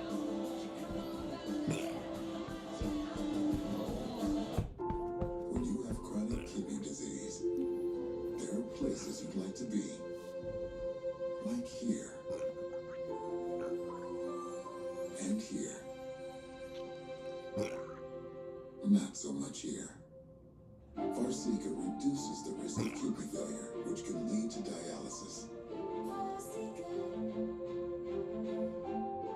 Farxiga can cause serious side effects, including ketoacidosis that may be fatal, dehydration, urinary tract or genital yeast infections, and low blood sugar. A rare, life-threatening bacterial infection in the skin of the perineum could occur. Stop taking Farxiga and call your doctor right away if you have symptoms of this infection, an allergic reaction, or ketoacidosis. When you have chronic kidney disease, it's time to ask your doctor for Farxiga. Because there are places you want to be. If you can't afford your medication, AstraZeneca may be able to help. Toby, why aren't you eating your Cinnabon pull apart? Well, I wanted to save the best part for last, but it's all the best part. I don't know where to begin. Toby, eat your breakfast. Maybe I just smell it. The best part of Wendy's new breakfast Cinnabon pull apart is all the parts. Under the sun, oh, and just the sun is shining under the sun. A big spoon young and love are pining under the sun. Your Wyndham is waiting. Because after crushing yesterday's meeting, you deserve a little me time. With 24 trusted brands by Wyndham to choose from, your Wyndham is waiting. Get the lowest price at WyndhamHotels.com. He's here. Anyone want a Coors Light? Oh shoot, I forgot to play the song. I got a guy who can fix this. You give, and you give. Now it's time to get with Straight Talk Wireless. You get unlimited data, talk, and text. You get America's most reliable 5G network. You get to choose who gets on your family plan starting at just $25 a line. Does it have to be family? It doesn't have to be family. Get more lines and more savings. Switch to Straight Talk for plans starting as low as $25 a line. Find us at Walmart and StraightTalk.com. All the parts you need at the prices you want.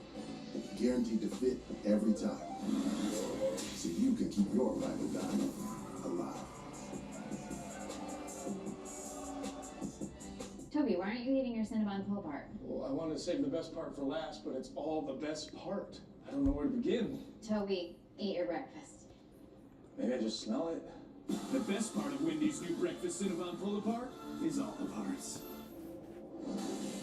The GEICO 500 on Fox is sponsored by eBay Motors and by Wendy's Fries and Frosty, the perfect pairing.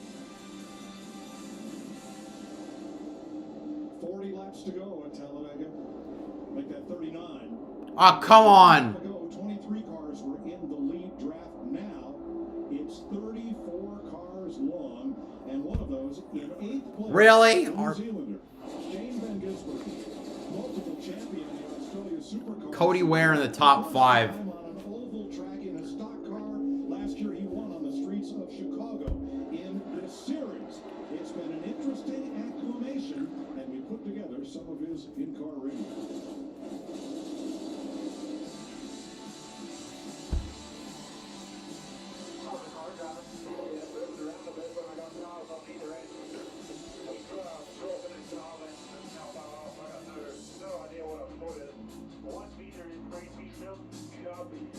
I didn't even ever think about that. That's good info. Okay. You like the car lead? So, little feedback from the picker here. They want you to be, when we're changing tires, you be more aggressive coming into the box. Just slide them, lock them up and slide them. They like it when you lock them up and you. Well, he's giving a great account of himself, running here in the top 10 with under 4 laps to go. Yeah, is that a right foot or a left foot, guys? That's a foot. They have the metric system over there. That's right, and Shane's done a great job. He's run several Xfinity races now on super speedways, road courses, ovals. First oval race here this weekend at Talladega, so there's always a lot to learn, but he's doing a great job.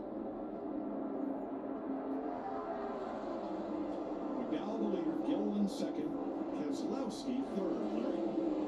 Yeah, Mike, we've been watching some interesting strategy with this 6 car. He topped off at lap 138 right before we got green. Restarted 28th. He and Matt McCall just had the conversation. We're going to run like hell. We're not going to let people save fuel. And right now, he's 100% throttle around this racetrack. Well, as you see Matt there in the bottom left, I think that's definitely the strategy. Okay, we're not going to make it. Let's make these guys run hard. And we've kind of seen that with the first 2 cars there of Michael McDowell, Todd Gilliland, Brad Keselowski. Got less than 40 to go. So Keselowski trying to force their hand. What about the leader? We listened in. Oh, pit stops. Wait a minute. Already?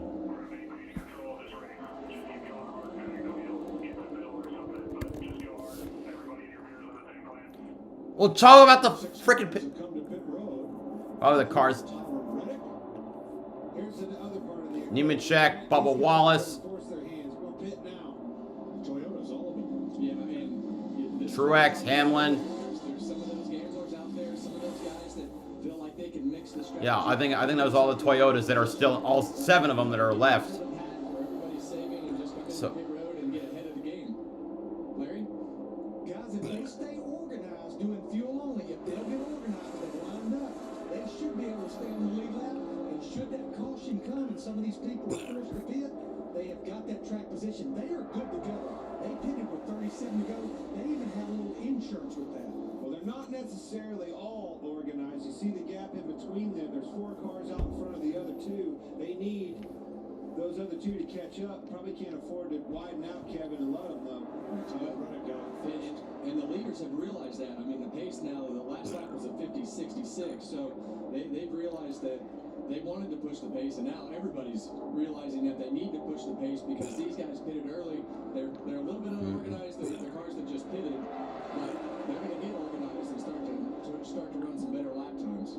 Those lead cars, Now the Toyotas can make it all the way. They're going to be running like crazy. When they widen out like that, they're just trying to create a bigger hole to just let those guys pull up faster, which is exactly what happened. They told them and put them right back single file. Good catch.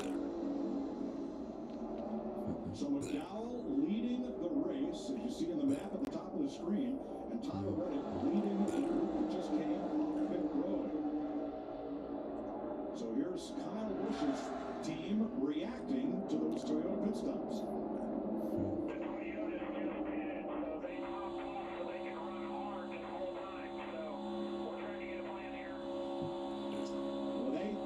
Threw the first shot over the bow, and they are, just like Larry said, you're going to need all of them. Single file, all those Toyotas together. That's a good move. It's going to force these guys off their plan here. Now we'll keep tabs on this. These Toyotas are 35 seconds back of the leader with 34 laps to go. Well, they're also fast, and we saw the leader run 50-30. We see the Toyotas right there. The first car was a 50-07. Cars pulling up 49.9s and All right, so I wonder. So I got to see the. Pack's in trouble. They're gonna have to make another plan or commit to running. Oh! Oh, they got a wreck! Oh no! Bubba Wallace and Eric Jones. That's exactly what happened. You couldn't do that. They were single file. The air cleaner is completely off of Eric Jones's car. How do you wreck as the smaller pack? Well, that didn't work. And Hamlin is out.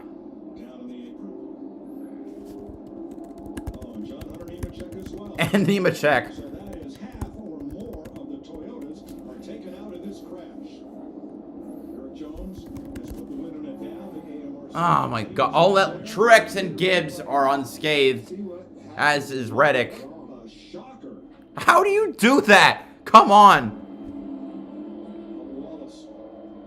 Climbing out. That's just.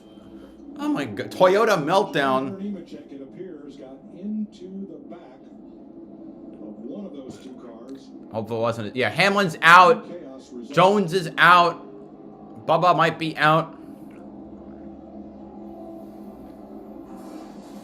What was. John Hunter Nemechek, you see, starts with Nemechek has caused quite a few wrecks, and there's another one. Thanks so much, Nemechek. I'm sorry to interrupt you, but what we were talking about earlier, over that tunnel, you see the back of those cars moving around. Look at that. See the back of the cars moving around, and as they're moving around, they come down and they're all connected in a they're not lined. Wait, how did Hamlin get damaged? Who got into him? Now, Denny Hamlin was to the inside. Somebody must have slid down into him. Hard to see through that angle because there was smoke. I need to see another replay. No! Come on, don't show his back. Show the back. It was Nemechek who slammed into Hamlin. Nemechek came down and tagged the 11. Now, obviously, pushing very hard on one another, capitalizing on this opportunity that they gave themselves. But yeah, you just see those cars go over the oh my gosh, what a big shot by Eric Jones. But you see those cars go over that bump, and all of a sudden they're misaligned.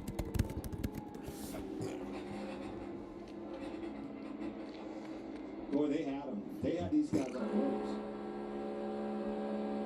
It's almost an accomplishment.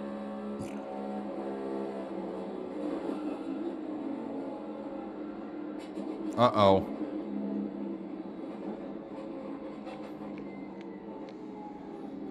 Jones.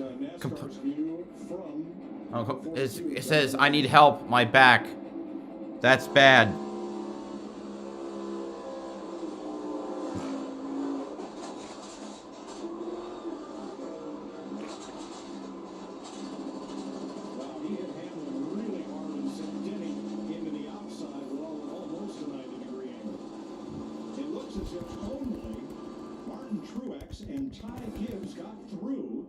The 6 Toyotas that all pitted together.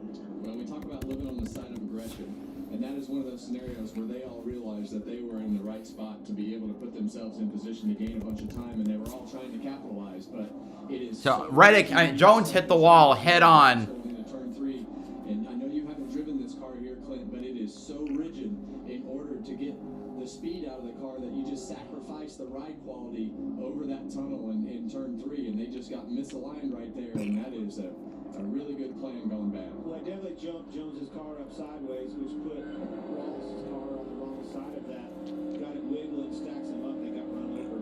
But I cannot emphasize enough, they had these guys in big trouble. Yeah. That plan was going to work. Tyler Reddick was ahead of it all.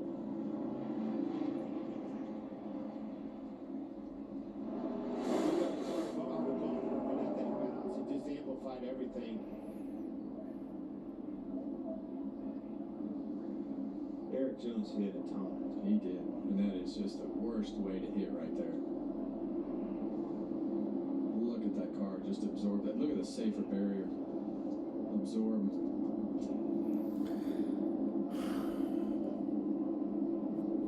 Man, that thing, yeah, they head on. Good God.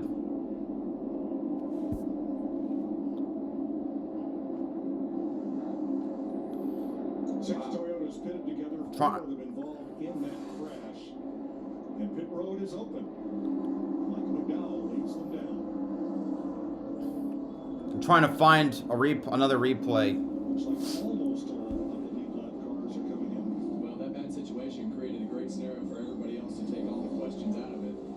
Sure did. Saved a lot of them.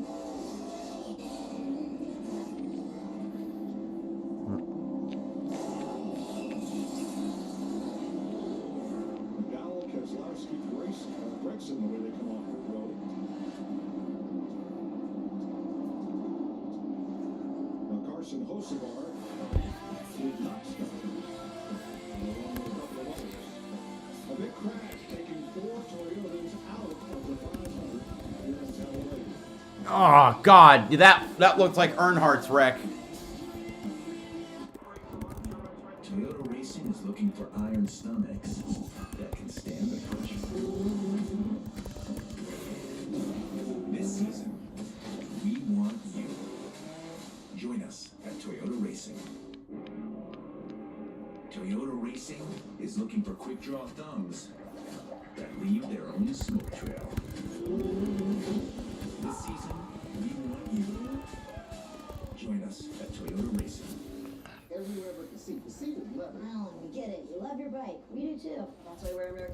motorcycle insurer. Do you have to wedge it into everything? What? I don't do that.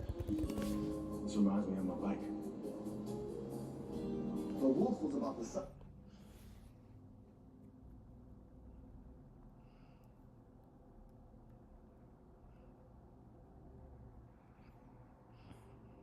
Blaney spent on pit road.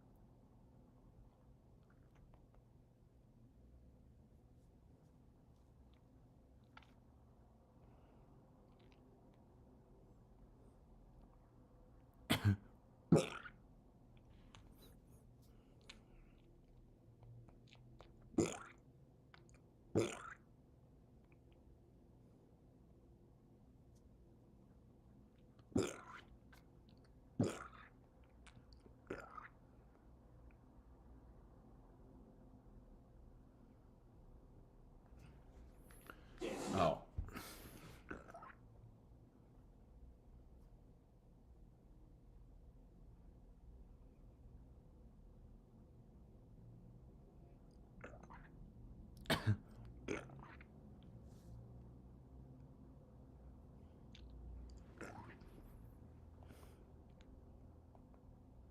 Rewatching the wreck. I just gotta see if it, that is exactly how the wreck happened for Earnhardt. So 20 years ago, that wreck would not be survivable. Well, 20 plus years ago, the wreck would not be survivable.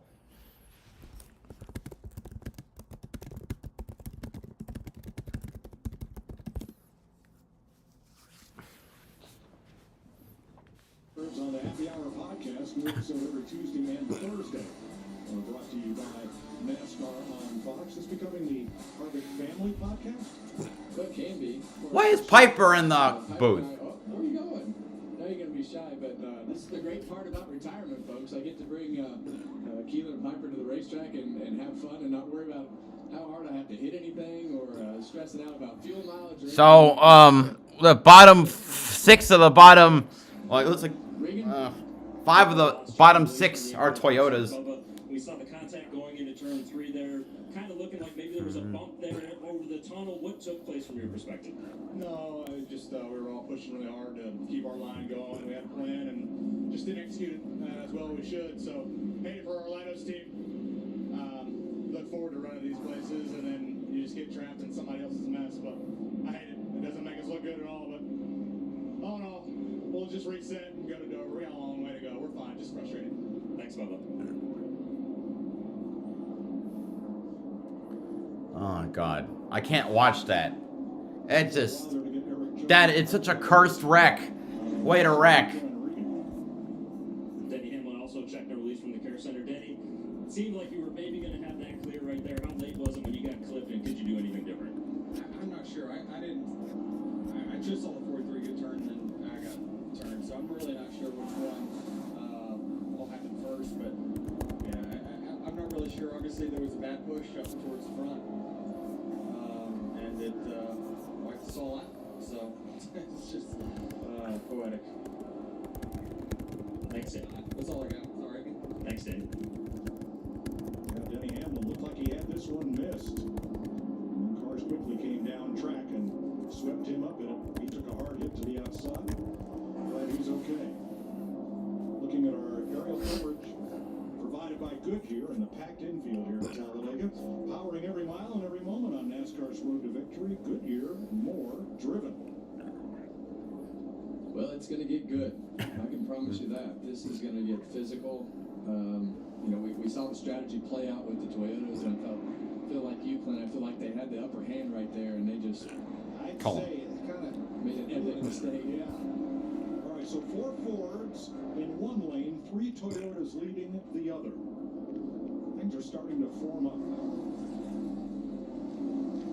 Well, you see Tyler Reddick Truex and Gibbs missed that run right there that were in that group.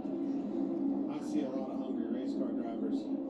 McDowell, Daytona 500 winner, Reddick, Keselowski, 107 races. It's been Truex, never a super speedway win. Gregson, new to this 10 car. Kyle Busch, you know he's hungry. Gibbs, his first win. Well, the first 12 haven't won this year. Look out. Yeah. Eric Jones, good news, just checked and released from the infield. Well, that's good that Jones got released. All right, here we go. 27 to go. Or 28 to go. No, there's 27 to go. It's the 3 Toyotas left and still in contention on the high side.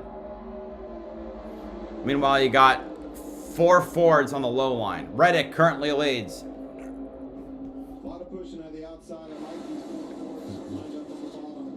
It's a good scenario for them. A good line. Nobody can take it from you. Big push from Keselowski to McDowell. Yeah, they just got to be careful over that patch in the turn 3. We saw it with just a few cars. These cars are going to have a lot more momentum than those 7 or 8 cars of those Toyotas that just wrecked. So definitely you got to be on your toes back there. But one of the best in the business of pushing right there, Brad Keselowski, we've seen him push some cars and spin a bunch of them out. But he does not care. He's going to push as hard as he can to try to put himself in position to win. And that's the risk that you take sometimes. Let's join Regan with Eric Jones. Well, Mike, Eric Jones taking the hardest hit in that incident right there. First off, Eric, are you okay? And what happened? Yeah, I'm a little sore, but be all right. I don't know. The 23 was pushing us there. Obviously, we were pushing and shoving to try to make time with our strategy, and I got pretty sideways getting into 3 and trying to gather it up, and then ended up really hard into the wall. So yeah, it's unfortunate. I hate it for my team and my guys. Obviously, wanted to work out and have a good run, but I'm all right. That's a good thing. Dowell got to now block both lines. Going up and down to Reddick and Brad. Thanks, Eric. Glad you're okay. Starting to see McDowell moving around, managing those lines, the runs that are coming, both top and bottom. Third lane trying to form. Burton's leading it right now. Obviously, he wants to remain down on the bottom in front of those 3 Fords. The best spot for him. But slow that momentum down to that outside line. Just don't miss. There he is, moving back down to the bottom.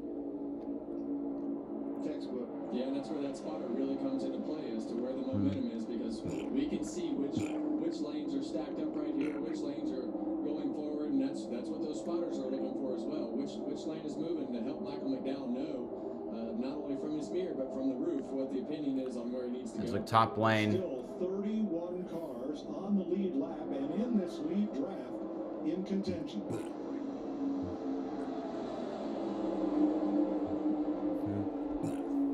I see the 4th car still able to push harder on one another. The way the bumpers line up, it's 24. a little bit better. Those Toyotas I've seen, if you look on that outside wall, Truex, even Gibbs off the bumper of Busch's Chevy was sideways a couple times. Yeah, there you see it right there. As soon as they touch one another, it's kind of like a arrowhead hits it, and got to be careful walking across the bumper. That's what happened with Eric Jones. Now those 3 Toyotas on the outside are the only 3 cars that did not pit under this caution. It's because they had just pitted under green 6 laps prior to the rest of the field. Cars pulling out to the middle, to the high line. Now it's Hemrick that's leading the high line. Another car just pulled out. LaJoie did. And so is Kyle Busch. But he goes back down. And it caused a checkup. Kyle Busch right there to make up that gap, and that middle lane will really get a big run when you get those. Dowell's been leading the low line, goes up to guard the middle. He goes back down to block the bottom. It's like people bailed on the high line again. 2 laps to go. Michael McDowell and Tyler Reddick leading at Talladega. We'll take you back side by side one more time.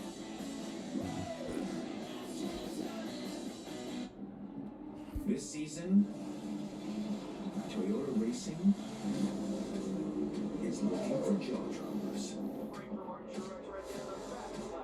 Iron stomachs that can stand the pressure. And quick drop thumbs that leave their own smoke trail. So hold on tight and strap yourself in. This season, we want you.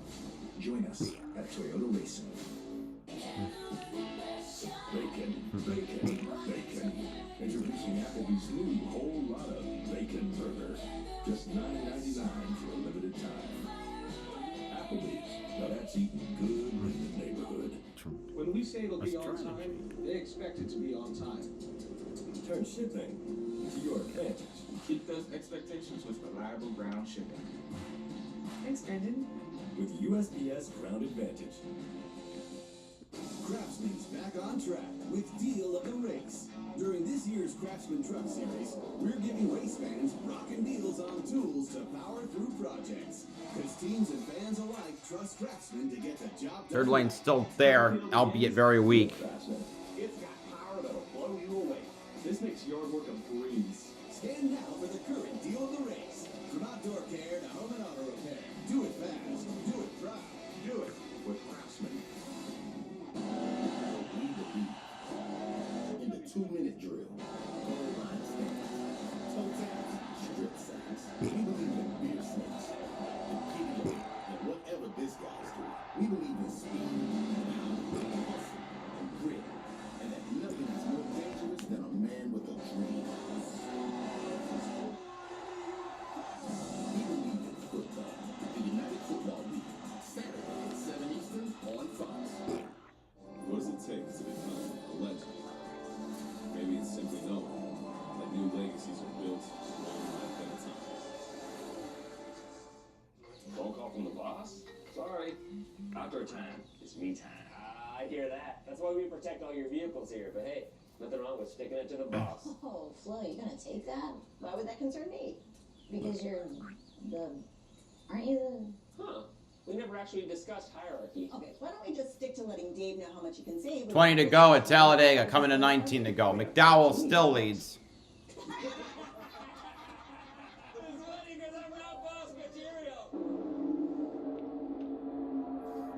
19 laps to go. Michael McDowell trying to hold back both lanes now. With Reddick on the outside and Keselowski on the inside. Jamie. I talked to Michael McDowell before the start of this race. He said, I love that we're starting on pole. He said, leading this race is exactly where I want to be all day long. I want to control the pace. Well, the good news is the team told him he is good to go on fuel. And Michael was quick to note, I pushed a few guys to victory lane at this place, but I've never had the push I need to drive it into victory lane. Perhaps that changes today. And quite a day for the pole sitter. Well, you see that outside lane has got themselves to be door to door with Michael McDowell, so he's not going to have any luxury of working both lanes to try to keep both lanes at bay as they've worked themselves all the way back to the front of the pack and side by side with his car. Anyway, Reddick's gotten side by side now. In front of Kyle Busch's Chevy on the outside. Question, all right, if we do inch ahead of him, and I need my help, that help is Truex and Gibbs behind him, do I move down, take that line away? Man, Keselowski can lock bumpers and push, Kenny.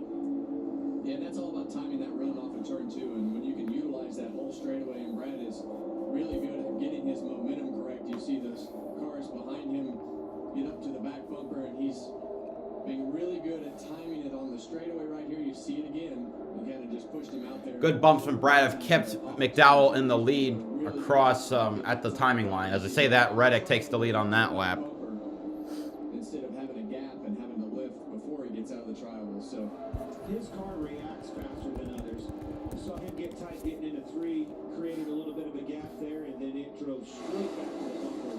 Quick to react. yeah, one thing that Larry just said in my ear is a strategy that I preferred to do on a super speedway. Instead of lifting off the throttle, you'll drag the brake a little bit to be able to keep the RPM up and just check that car up just a little bit with a little bit of brake pressure. So I always thought that allowed me to be a little bit closer to the car in front of me. It's obviously not something you can do the whole race, but at the end, you can do that. 16 rows back, 2 by to 31 cars in the lead draft within 2 seconds of the lead. Larry Mack, 16 laps to go.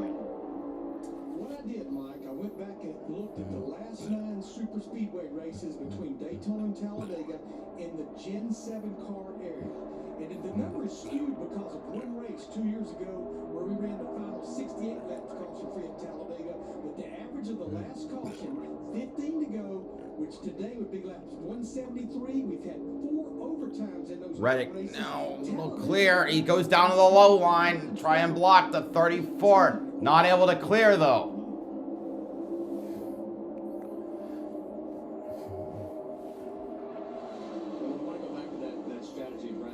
And the dragging of the brake, because it also helps you in the corner as well when you get those runs, and he's really doing a good job of utilizing that to make the timing right on these runs off the straightaway.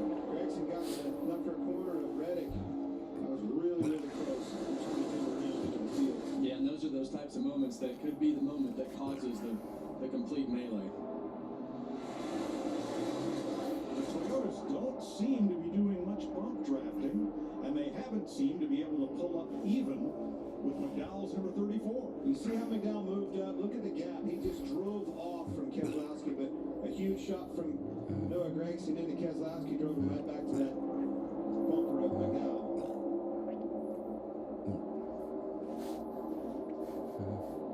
Momentum is so powerful, the energy that's created from those lines.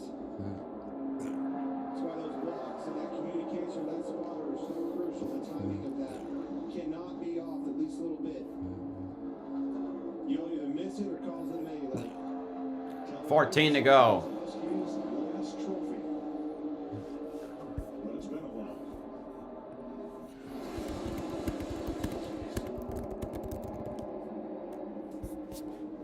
He's in a good spot for it, Mike. 6-time winner here. Reddick trying to make another move on the high side. With those Stewart Haas cars behind him. Good scenario with Ford in front of him. Well, there's 16 guys. The first 16 cars have not won a race this 5 year. drivers tapping over 100 race winless streaks at Talladega. James Hilton was one of them. He had 2 wins in his life. That was the second one. Jamie McMurray to the start-finish line and break that streak. So Talladega is a place that all of these guys know, especially the guys that are up in the front. This is a place where you can make it happen. Well, last time by, Reddick was the leader at the line. 13 to go. Off into turn number 1, McDowell again. Forge to the front, and Gragson, I mean, he's on the back bumper of Keselowski like a dog on a mailman. Yeah. Yeah, and as this race gets closer and closer to the end, the pushes will get harder and harder until they're too hard. Well, they're already getting there. I mean, I've seen Truex off the bumper, Reddick slamming that thing. Keselowski is giving McDowell all he needs. This is definitely rationing up. It causes accordion effect down in the back in the field too. 6, 7, 8. Look back in there. Look how fast. If those guys are doing that up front, it just gets way worse as it goes back through the field. Toyota and Chevy at the front.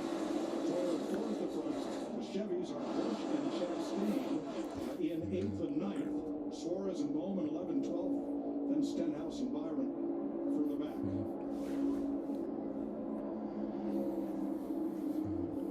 12 to go right now. Whoa! Oh, that was risky by Gregson.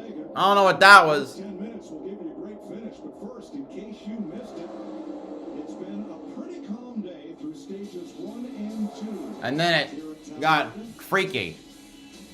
First 2 stages caution-free.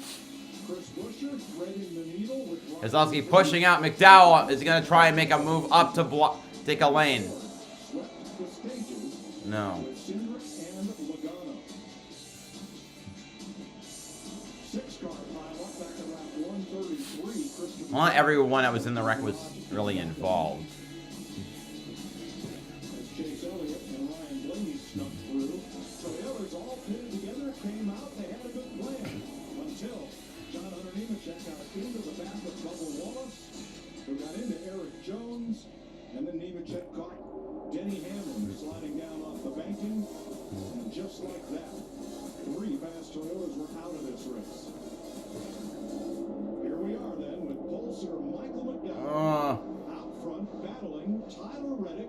10 to go. From the 19 of Martin Truex as we come to 10 to go. And right there you saw Tyler Reddick be so close to being able to clear Michael McDowell, and that would be what he would prefer, is trying to control both lanes instead of this constant back and forth as to being side by side. So that outside lane, I still believe the Toyotas can push really good if they can get lined up appropriately. That's the key. Truex certainly can. A lot of speed out of that car. You can see the aggression. He's able to drive right to the bumper and push in pretty hard. Have to be very careful on that, though.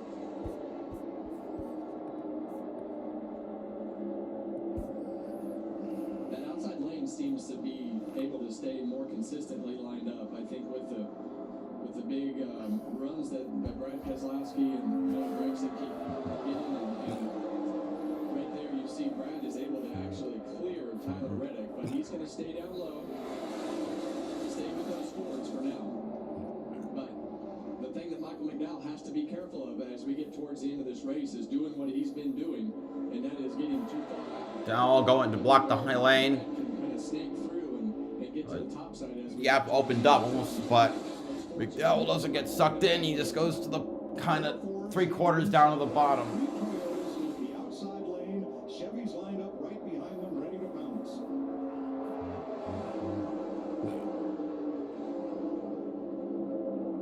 Yeah, you can see back here some Fords trying to figure out 8 to go. leading that charge on that outside and trying to get it through.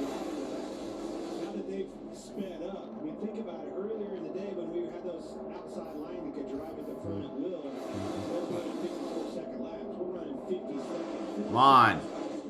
Make it work, please. You're just trying to make something Ooh, that, ooh. you know, might work out, because there's really nowhere to go when these guys are nose to tail, bumper to bumper pushing, because there's just no speed left in the car. But you're hoping that I'm not saying I don't want McDowell to win, but come on, people, try. That's the key. It's going to take more cars to clear four. Michael McDowell has been the Pied Piper. He's now led as many laps as his car number as we come to 7 to go. 34. 7 laps to go. This is where it's going to get hard for Michael McDowell. Those runs are going to come faster, they're going to come harder. Going to have a lot of energy. That spotter's going to earn his money. Well, every lap that goes by, the less and less. Who's leading the outside? Is that other thing that's Blaney? Right? Unless Brad is side by side, and he wants to win this race as well. So if he can put himself in a position where he can get Michael McDowell way out there and have that line stacked up behind him to somehow give himself an opening to get to the right rear and in front of that outside line, that's what he's looking for. Michael's doing a great job of controlling and First season since 2010 without a win in first 9 races. Michael Fisher is Michael McDowell's spotter. 6 to go now to the line. Far of helping McDowell mind the gap.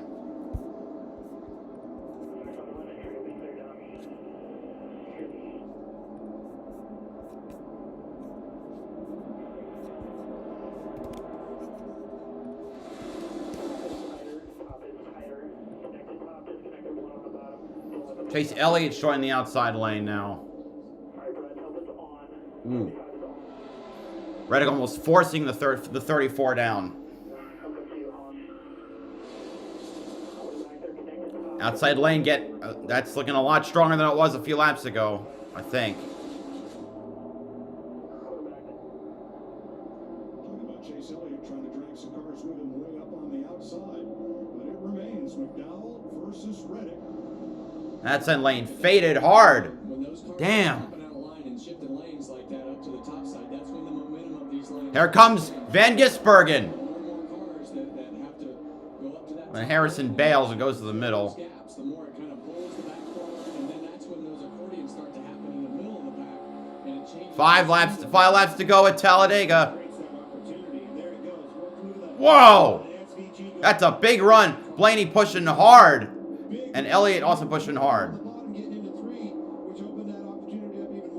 that's what you want. If you're trying to create that third line up there, you hope that those guys have something happen. It's still McDowell and Reddick brawling it out up front. 4 to go. In 2021, he was third at the white flag.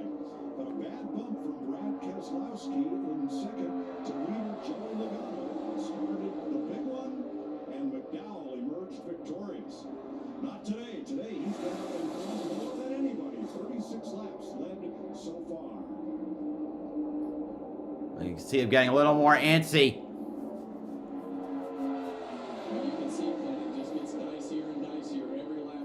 Bushes continue on the upper lane. They've advanced as far as Kyle Busch.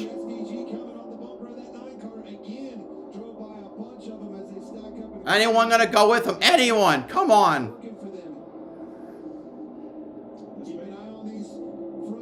They've been getting closer.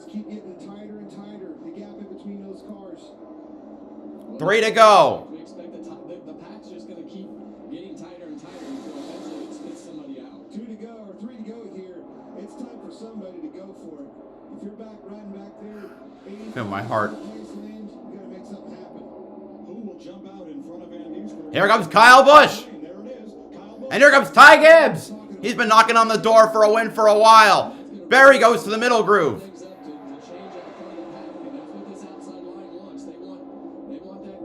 Oh, jeez. That didn't look... Oh, God, they're all swapping positions. That's going to hurt the outside. Well, that didn't work for Ty Gibbs. Here we go now. 2 to go. They all had the momentum. Gibbs kind of was stalled out, and as they approached him, they lifted. Boy, it crushed that line. Straight to the back. Gibbs and Busch. Caution. The caution light graphic is on now. He knew that the seats in the trial. Let's see how it goes. Oh, I thought we were having a wreck. Harrison Burton now leading the outside. At Daytona, they're a tough sell. So France said, Outside lane just completely disappeared. that's what he did. The leader in the middle of the trial will at Talladega has often. Get ready, folks. This could either be amazing or flat or chaotic. Here they come now. The 45 and the 34 leading the field as they enter the tri-oval. We made it to the white flag. Last lap at Talladega. Reddick leads that one. Ooh, they got a lap car at that's Nemechek. They pass by. Nemechek stays below the apron. It's still McDowell and Reddick side by side now as they go down the backstretch. Who's going to have the better rundown? And will anyone pull out? It's Truex to Reddick and Keselowski to McDowell.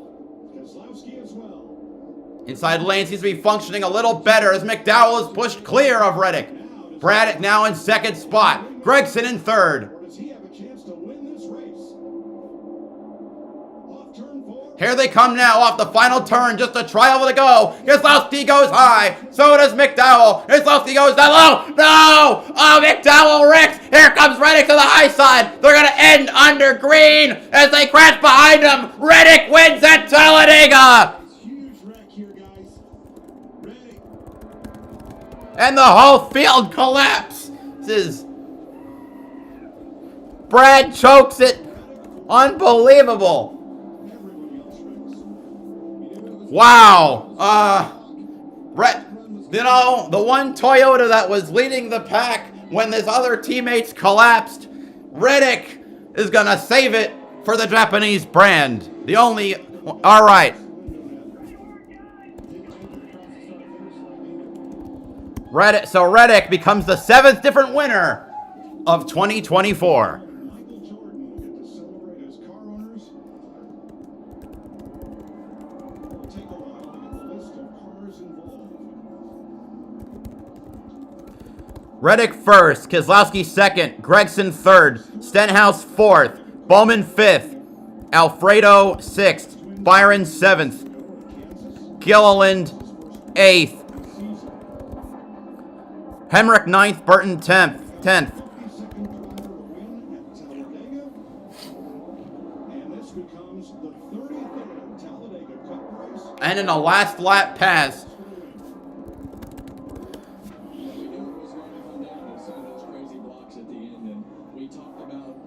I gotta see that again, because I was only focused on the leaders and not the wreck behind them. So here's all right. This is going down the back straightaway. Brad just doing what he's done the whole time, and that's keeping Michael McDowell up in the front of the pack. And I love what he did here. He pushed him away and created a gap. He drug that brake, got this momentum built by Gregson off his bumper. And All right. So you saw when they both went high, you see the 34 is a little loose. Brad goes back down, almost wrecks the 10 in the process. McDowell goes back down, but it's way too aggressive of a block. He spins off the 6. The 45's got a big run coming. He's going to sail past the 6 and win. But there was a lot of cars that wrecked behind him. Chastain, Suarez, Logano, I think that is. Yeah, I got to see all the cars that wrecked again. I named a couple of them. But 23-11, first win of the year. And Michael Jordan, whose Jordan brand is on the winning car, got to be a very happy car owner. All drivers have climbed from their car without assistance. Somebody flipped, apparently. In Talladega. So close. Apparently, LaJoie also flipped. I was looking for, I heard of someone got into the fence. Got his brand on the side of that car. Such an iconic figure and perfect day for him. Yeah, and he is at the racetrack a lot. I don't think people realize how much Michael Jordan I gotta rewatch that. and his sport and his drivers and how much he has actually put into everything. So LaJoie, who flipped, apparently finishes in 31st. Now, let me count this. That's a moment. Dad's over here celebrating, and you're in the lap of Michael Jordan, man. You don't get any better than that right there. Thanks, Dad. That is awesome. We said it yesterday on the qualifying show. You're looking at a future champion of the sport right here. He's going to the top. Well, we talked about Tyler Reddick being a little bit frustrated with the finishes that he's had because he knows the opportunities he's had to win races, and you never know coming into this particular race how it's going to work out for him. Good race. Be able to win the race today and Honestly. be able to put that 45 car in victory lane. It's a good day. They've run well enough to win a few races this year. And a young fan gets a great souvenir. Tyler Reddick's checkered flag. It is the 6th career win for 23-11 Racing. Their first of the season and second at Talladega. Jamie. Tyler Reddick climbs down the fence, takes the helmet off. You get the first win for Toyota on a super speedway with this new car, next-gen car. It's been a long time. I know you were pumped up. What does this one mean to you, Tyler, winning at Talladega? Man, it's incredible. Everyone on this 45, Jordan Brand, Toyota Camry, worked really hard today, and didn't really work out in that third stage for us. But If LaJoie, Fox isn't. defend our track position. Was that crazy, guys? What was that crazy, fans? Huh? That was chaos. That's Talladega for you. Take me through that last couple of moments. You're up there against the Fords. They get together, and then you're hammered down. Take me through it. Yeah, just got to give a lot of credit to Ty Gibbs and Martin Truex. You know, it's just... The other, Truex finished in 11th, Gibbs in 19th. With everything they had, so huge credit to Martin and Ty. Without those pushes, we don't win this race. Congratulations, Michael Jordan's waiting for you. Please replay the last lap wreck. I didn't see the wait. You can see. I think those are those rescue vehicles or something, I don't know. To get around McDowell and ultimately the way things played out for you. Yeah, just getting some great pushes from Noah Gragson. Thought the Fords were really working well together, and we cleared the Toyotas there on the bottom lane. It was pretty clear it was going to come down to the three of us, and backed up. Noah gave me a great push, and I went to make a move on Michael, and he covered it, and I went back the other way. And another push from Noah, and just nowhere to go when Michael came back down. So I hit that for him. He's a good guy. It was all right. So this is Reddick's 6th win. Stuff goes right, but all in all, a really solid day for us, for Ford, for Castro, and another second. It's a solid day, but not the win we want to jump. And how important is this for the team right now to be running well, to get these second place and turn things around the way you want? I mean, good finishes. So I finally saw it, and Jesus Christ, I saw an image of it.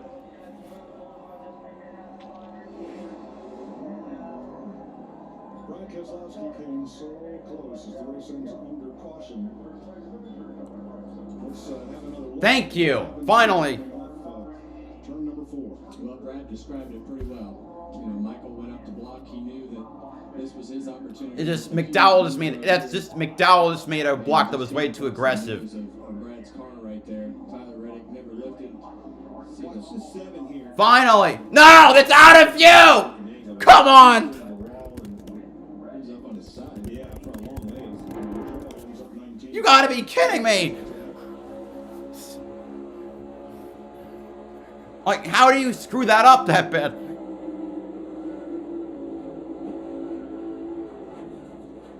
You still can't see it with the camera. Oh, there, I kind of see it.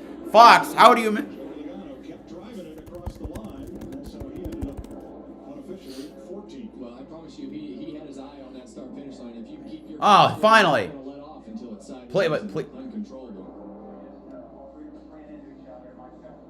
There you can see. My whole... There we go. Oh, my God. Oh, it's all the way upside down. The 4 went... Damn. That's a better view than I had. Yeah, he's gonna finish the race. Look at that. That is wild. Ha! I saw that. What the fuck? LaJoy, 19th. Unbelievable. That's going to go over. Damn. There's the reaction of Travis Peterson after Michael McDowell had pretty well dominated. Stage number 3. Meanwhile, over at 2311 Racing. Billy Scott, a very happy crew chief. And crew get to celebrate. Along with the car owner Michael Jordan, who on this date in 1996, Jordan won his record 8th NBA scoring title. Well, that's cool.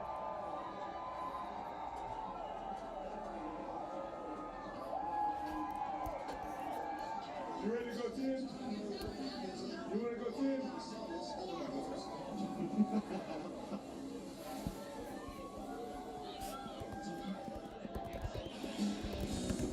Tyler Reddick. Well. Triumphs at Talladega. All right, so that was Talladega. We finished under green, kind of. And I eclipsed my sub goal by more than I thought. So this week is Dover, and IndyCar at Barber. So, and Formula E at Monaco, but I'm not streaming that. But thank you to everyone who showed up today. This is a wild 2 races that I got to watch. I'll see you next time for the Monster Mile. BowserJrXD signing off. Have a good one.